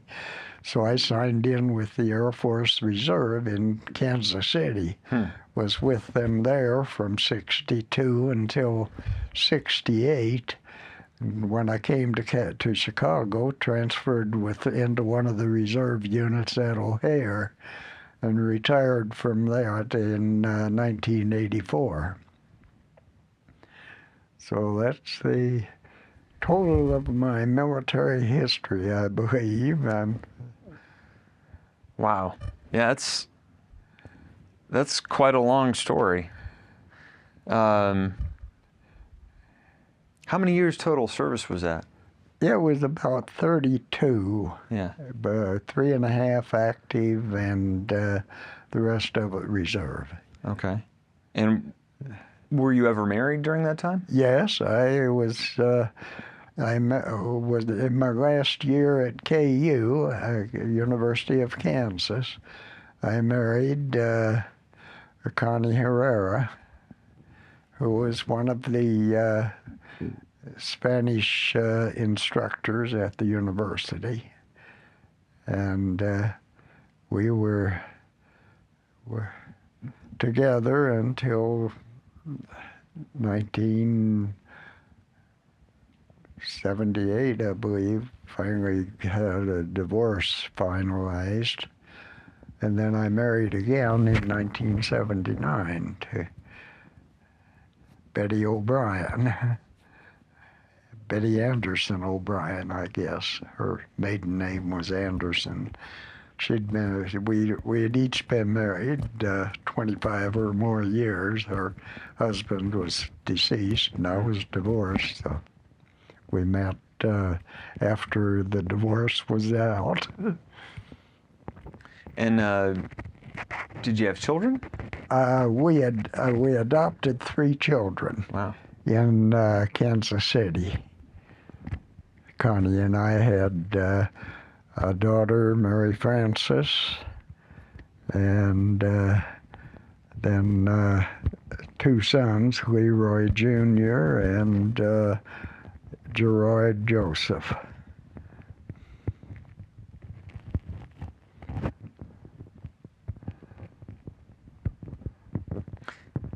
Did any of those children join the military? No, they did not. I had my youngest brother.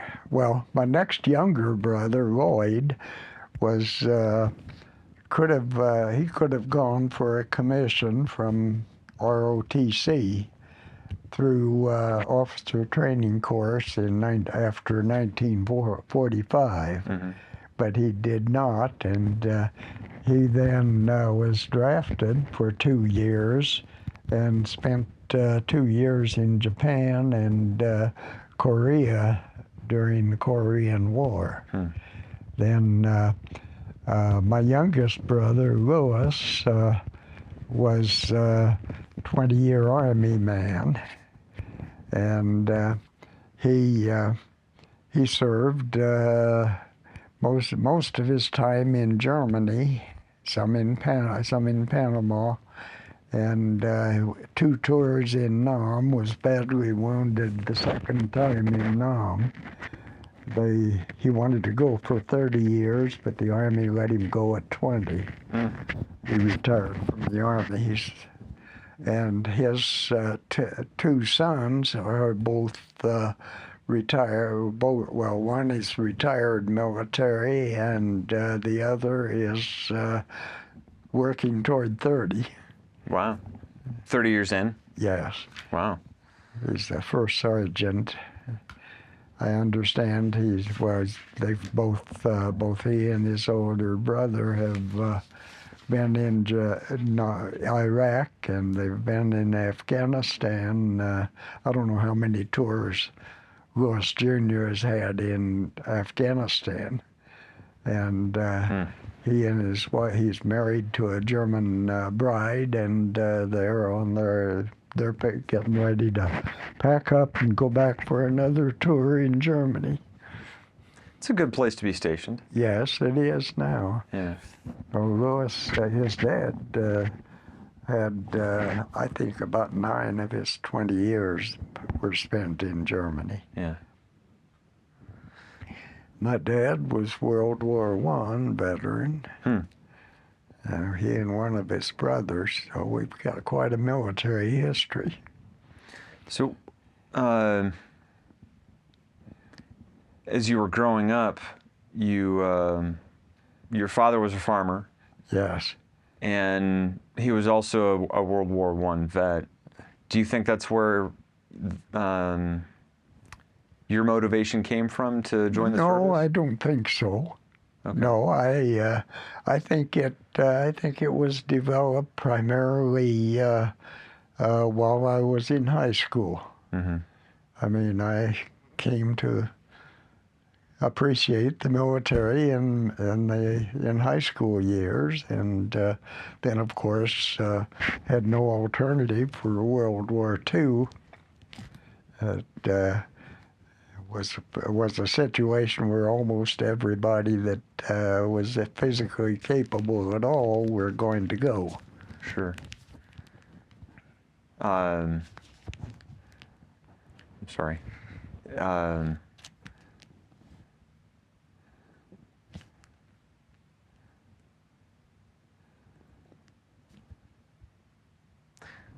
I was going to ask, in ROTC in high school, you were with 50 other ROTC students. Were there non-ROTC students there? No. Okay, so it was primarily a military school. It was totally military. All right. Everybody wore a uniform all the time for the 4 years in school. All right. What was that experience like? Well, it was. It was a typical high school education, and then in addition to that, since it was a Catholic school, it was there were religion classes, and since it was military, there was the military classes and the military drills. I mean, we did parades, we did exercises, and everything was it was strictly a military routine. Right. Was there time for extracurriculars like sports or? Oh yes, we had football, we had basketball, we had they were the varsity programs. And then we also had intramural. We had volleyball, intramural. We played some soccer, played some softball, all intramural. Okay. So we did have some sports activity. It was a busy schedule. Right. And at no point in time was there ever any doubt. You were pretty much headed to going into the Army, going to serve. Well, no, I would say the only thing that predetermined that was the war, Right. World War II. At what point in your education did this kind of become known to you, or when did you become aware that was what was going to happen? Senior year. Okay. I mean, we had. I can remember. Of course, we had an Army sergeant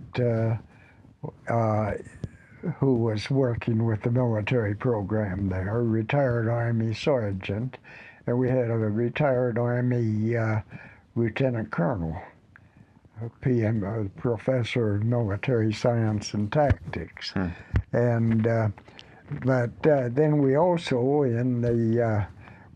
had George Gatchett, who was teaching commercial courses, bookkeeping, shorthand, typing, and we had Cunningham, can't recall his first name at the moment, who was a reserve officer who taught agriculture and manual training. And then we had one priest who had been an Army chaplain. And so anyhow, that was, though they gave some indication, but we never really heard much about direction toward military career until Pearl Harbor. Yeah. Then I can remember I was taking a shorthand class at the time with George Gatchett, who was a reserve lieutenant colonel, retired.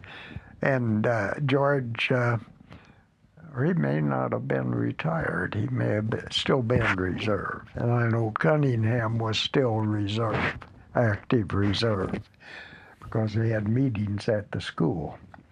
But I can recall that our shorthand class literally became non-shorthand after Pearl Harbor. How's that? Well, George Gatchett was talking about military service rather than shorthand. The prescribed curriculum? Yes. Yeah. So I got very little out of a shorthand. The only year of shorthand that I had. Yeah. Practically nothing out of it. But anyhow, he realized that we weren't going to be doing shorthand. We were going to be fighting a war. Yeah. And so did we. Of course, when they lowered the commissioning age from 21 to 18, a bunch of our junior college students had gotten their commission authorization when they left high school, and of course they were 18 by the time Pearl Harbor hit. Well, they all had orders for active duty as soon as their senior year or their school year was completed. I mean, I know one of my better friends, Jack Schramm, was the lieutenant colonel, the battalion commander he was the highest ranking student in the school. Mm-hmm. But he had gone to summer camp after his senior year. He was too young to go after his junior year. But he'd gone to summer camp and then was in his last year, or had then come back for junior college. and he'd completed his first year of junior college and his last year, fourth year of ROTC coverage, and then had come back for another year of junior college. He was in his second year, would have graduated in May. Well, he had his orders to report for active duty the 1st of June. So he left school early, and I had been the executive officer, the major of the ROTC program. And so Jack and I had been very close. In fact, we were in the officers' club room at the school when we heard on the radio on that Sunday afternoon that Pearl Harbor was being bombed. Wow. But anyhow, Jack left school early, and I then became the battalion commander and finished up the year.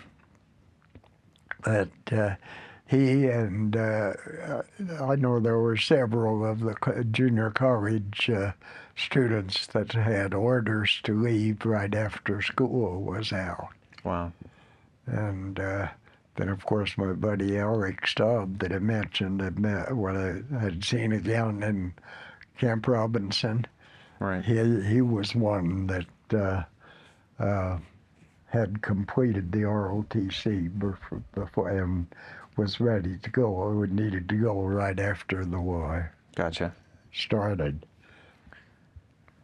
Are you part of any veteran service organizations? I have, I've been a member of the Reserve Officers Association, of the Military Officers Association of America, and I have a VFW membership. How often do you meet with any of those organizations? Well, I've just recently become active with the VFW the last couple years, and I'd been at one time I was member of the VFW all the time I was in college and some years after, but then I dropped out and when I got involved with the reserves again, and but the Reserve Officers Association, I was meeting, we had quarterly meetings, and I was meeting with them regularly. And the Military Officers Association of America, I've not been real active with the organization. I've joined, actually got a life membership, primarily when I was involved with the Retiree Activities Office.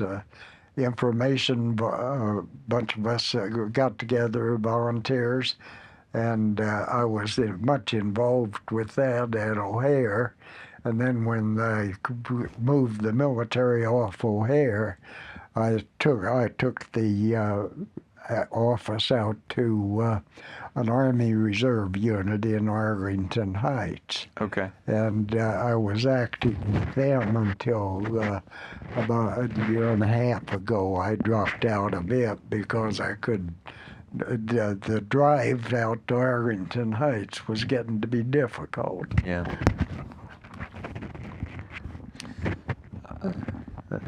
Would you say that there's an experience that exemplifies your time in service? If you think back about the time that you served, both reserve and as well as active duty, is there one experience you can think of as like that was why you were here? Or? No, I don't think so. I don't think there's any one experience. It's just something that I became involved in and never gave up. Okay. Anyone that's most memorable? No, I can't think of anything. I've just always had a feeling that I had the background, so I better be ready, better be available, Right. and that's why I've stuck on with the reserves, or well, when I joined the Air Force. When I applied for the commission with the Air Force Reserve and got involved with what they were doing, I realized that here's a meaningful part of our military force today, and I think it's very important that it's still there, because the the reserve has always been an ace in the hole to get to when they needed, and the National Guard the same way. Right. I mean, like when I joined when I hit the air evac unit at Richards Kabar, that was during the Vietnam War, of course. And our nurses and med techs were spending their 15-day summer camp or something like that. They were spending their 15 days in Japan or in Germany. One of the nurses and her medical crew from the air evac unit escorted the first prisoner of war released out of Vietnam. Wow. into the United States. Okay. She had been in Japan, and this prisoner of war from Vietnam, who had been released, was on his way back to the States, and she escorted him with her med techs on the plane back to Travis Air Force Base. Wow. Well, they told me that these people are still active. I mean, our nurses and med techs were going to Germany. They were going to Japan, and they were involved in the Vietnam War, literally. But then when Iraq hit, the medical unit that I had been with at O'Hare had retired from in '84. When Desert Storm hit, they were activated, and there were part of the troops I'd been with were assigned in Kuwait. Part of them they were in Saudi Arabia, and then into Kuwait after the fighting got involved there. Part of them were in Germany. Part of them were in Spain. Part of them were down at Scott Air Force Base with the air evac system.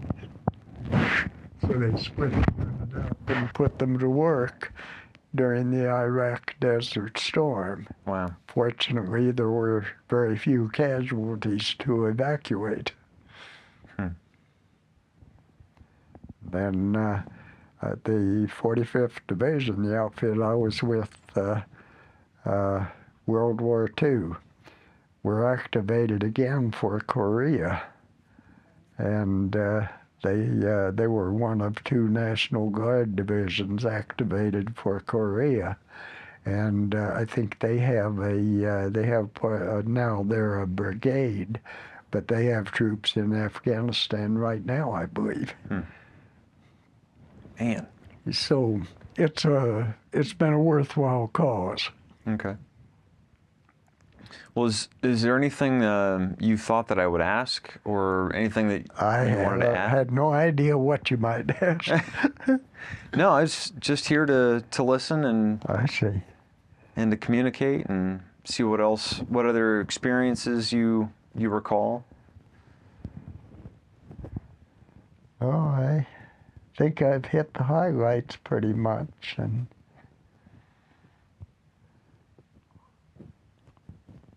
Were you ever activated when you were on the reserves? No, Okay. no, I sweat out Korea. I was pretty much concerned about being activated during Korea, but I was never.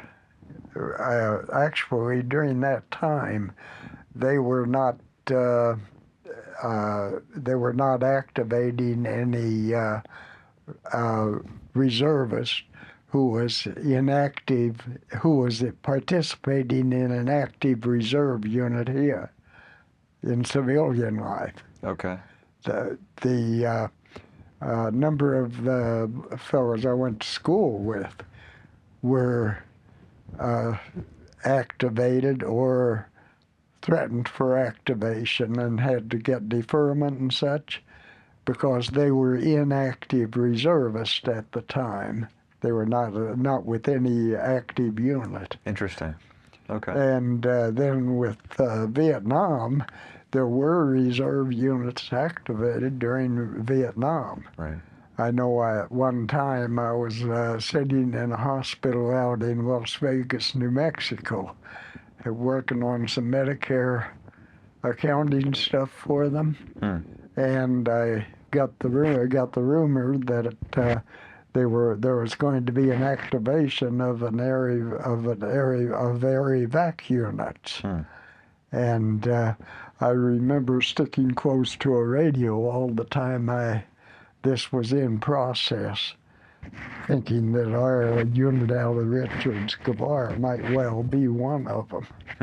But it might have been gone if they did, but they finally activated a reserve unit out of Philadelphia.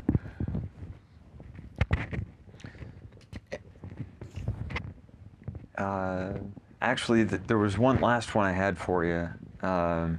You said that you received a commission as an officer in the Air Force Reserve. Yes. Yet you retired as a master sergeant. Well. How did that happen? Well, I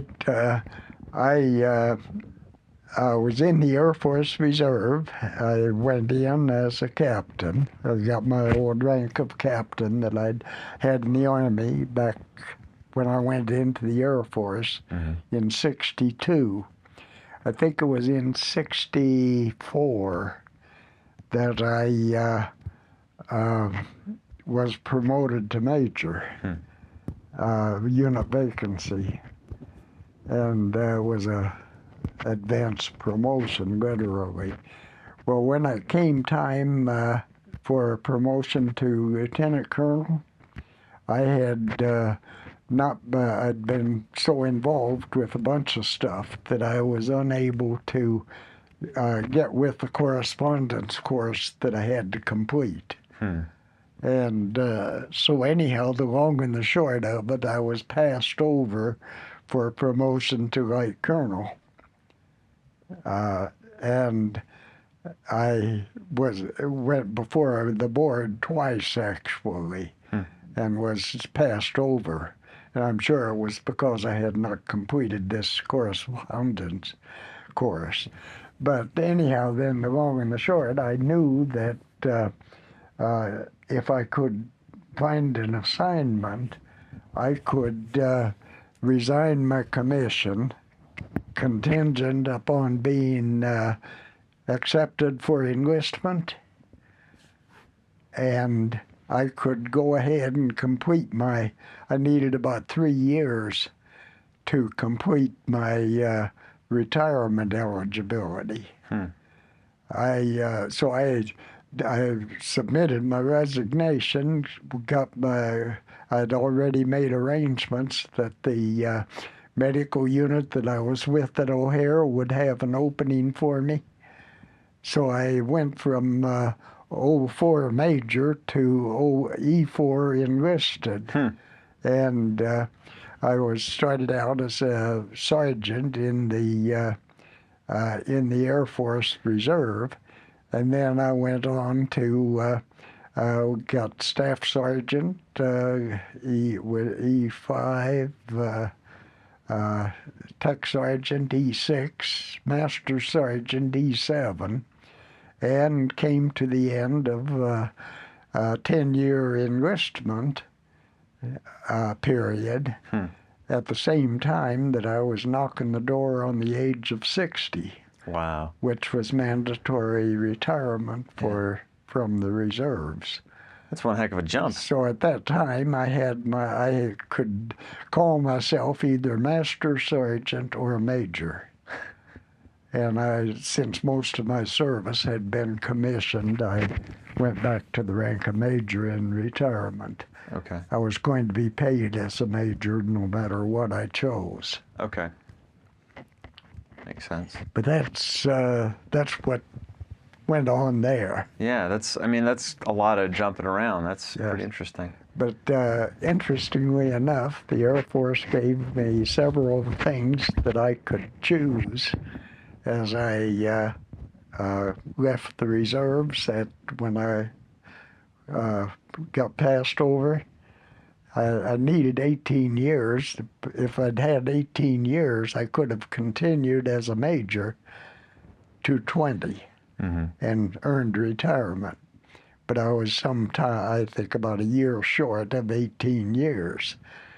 So that's where they gave me I could go into the inactive reserve as a major, but never qualify for retirement. Okay. Or I could take a discharge or whatever. Right. Several. But anyhow, they never told me what the thing I knew, having worked with administration and worked with a bunch of officers who had been passed over. Yeah. That I could resign my commission, come back enlisted, complete my retirement, and still retire as a major.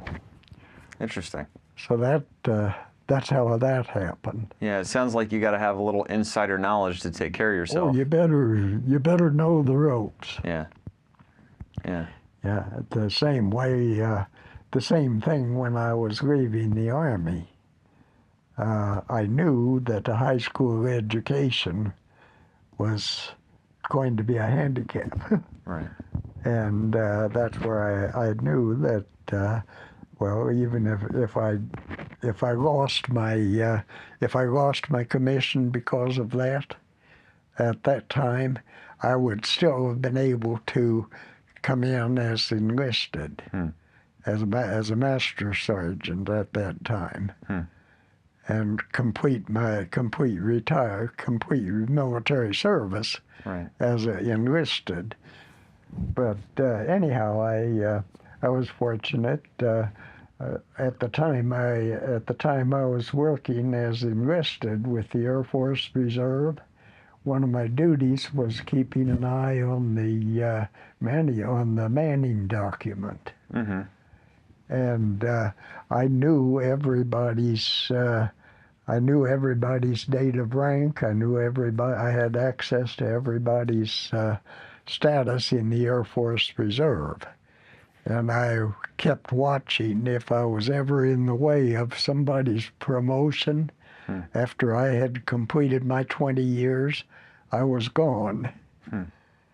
Because I was going to retire as a major if I got to retirement, but they needed to get the rank in order to continue their program. That's cool. So if I was ever in the way of somebody's promotion that is occupying a slot that somebody needed, I was going to leave.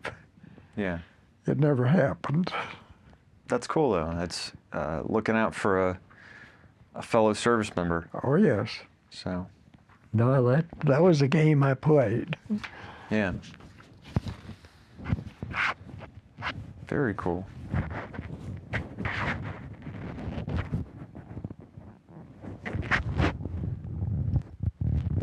Is there anything else you recall? Anything else you want to talk about? No, I can't think of anything I haven't covered. All right.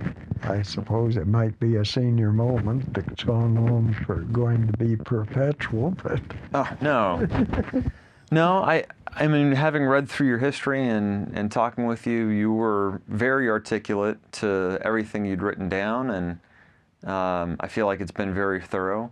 Right. I've learned a lot reading about you and certainly listening to you. So I really appreciate the time we spent together. And the Pritzker Library gives us this coin as a token of our appreciation. We'd like to give you our library coin. Beautiful. Yeah, and that's to thank you for your time today, and also to thank you for your service. Yes, well, I have often said we only did what had to be done at the time. Yeah. Well, it's appreciated.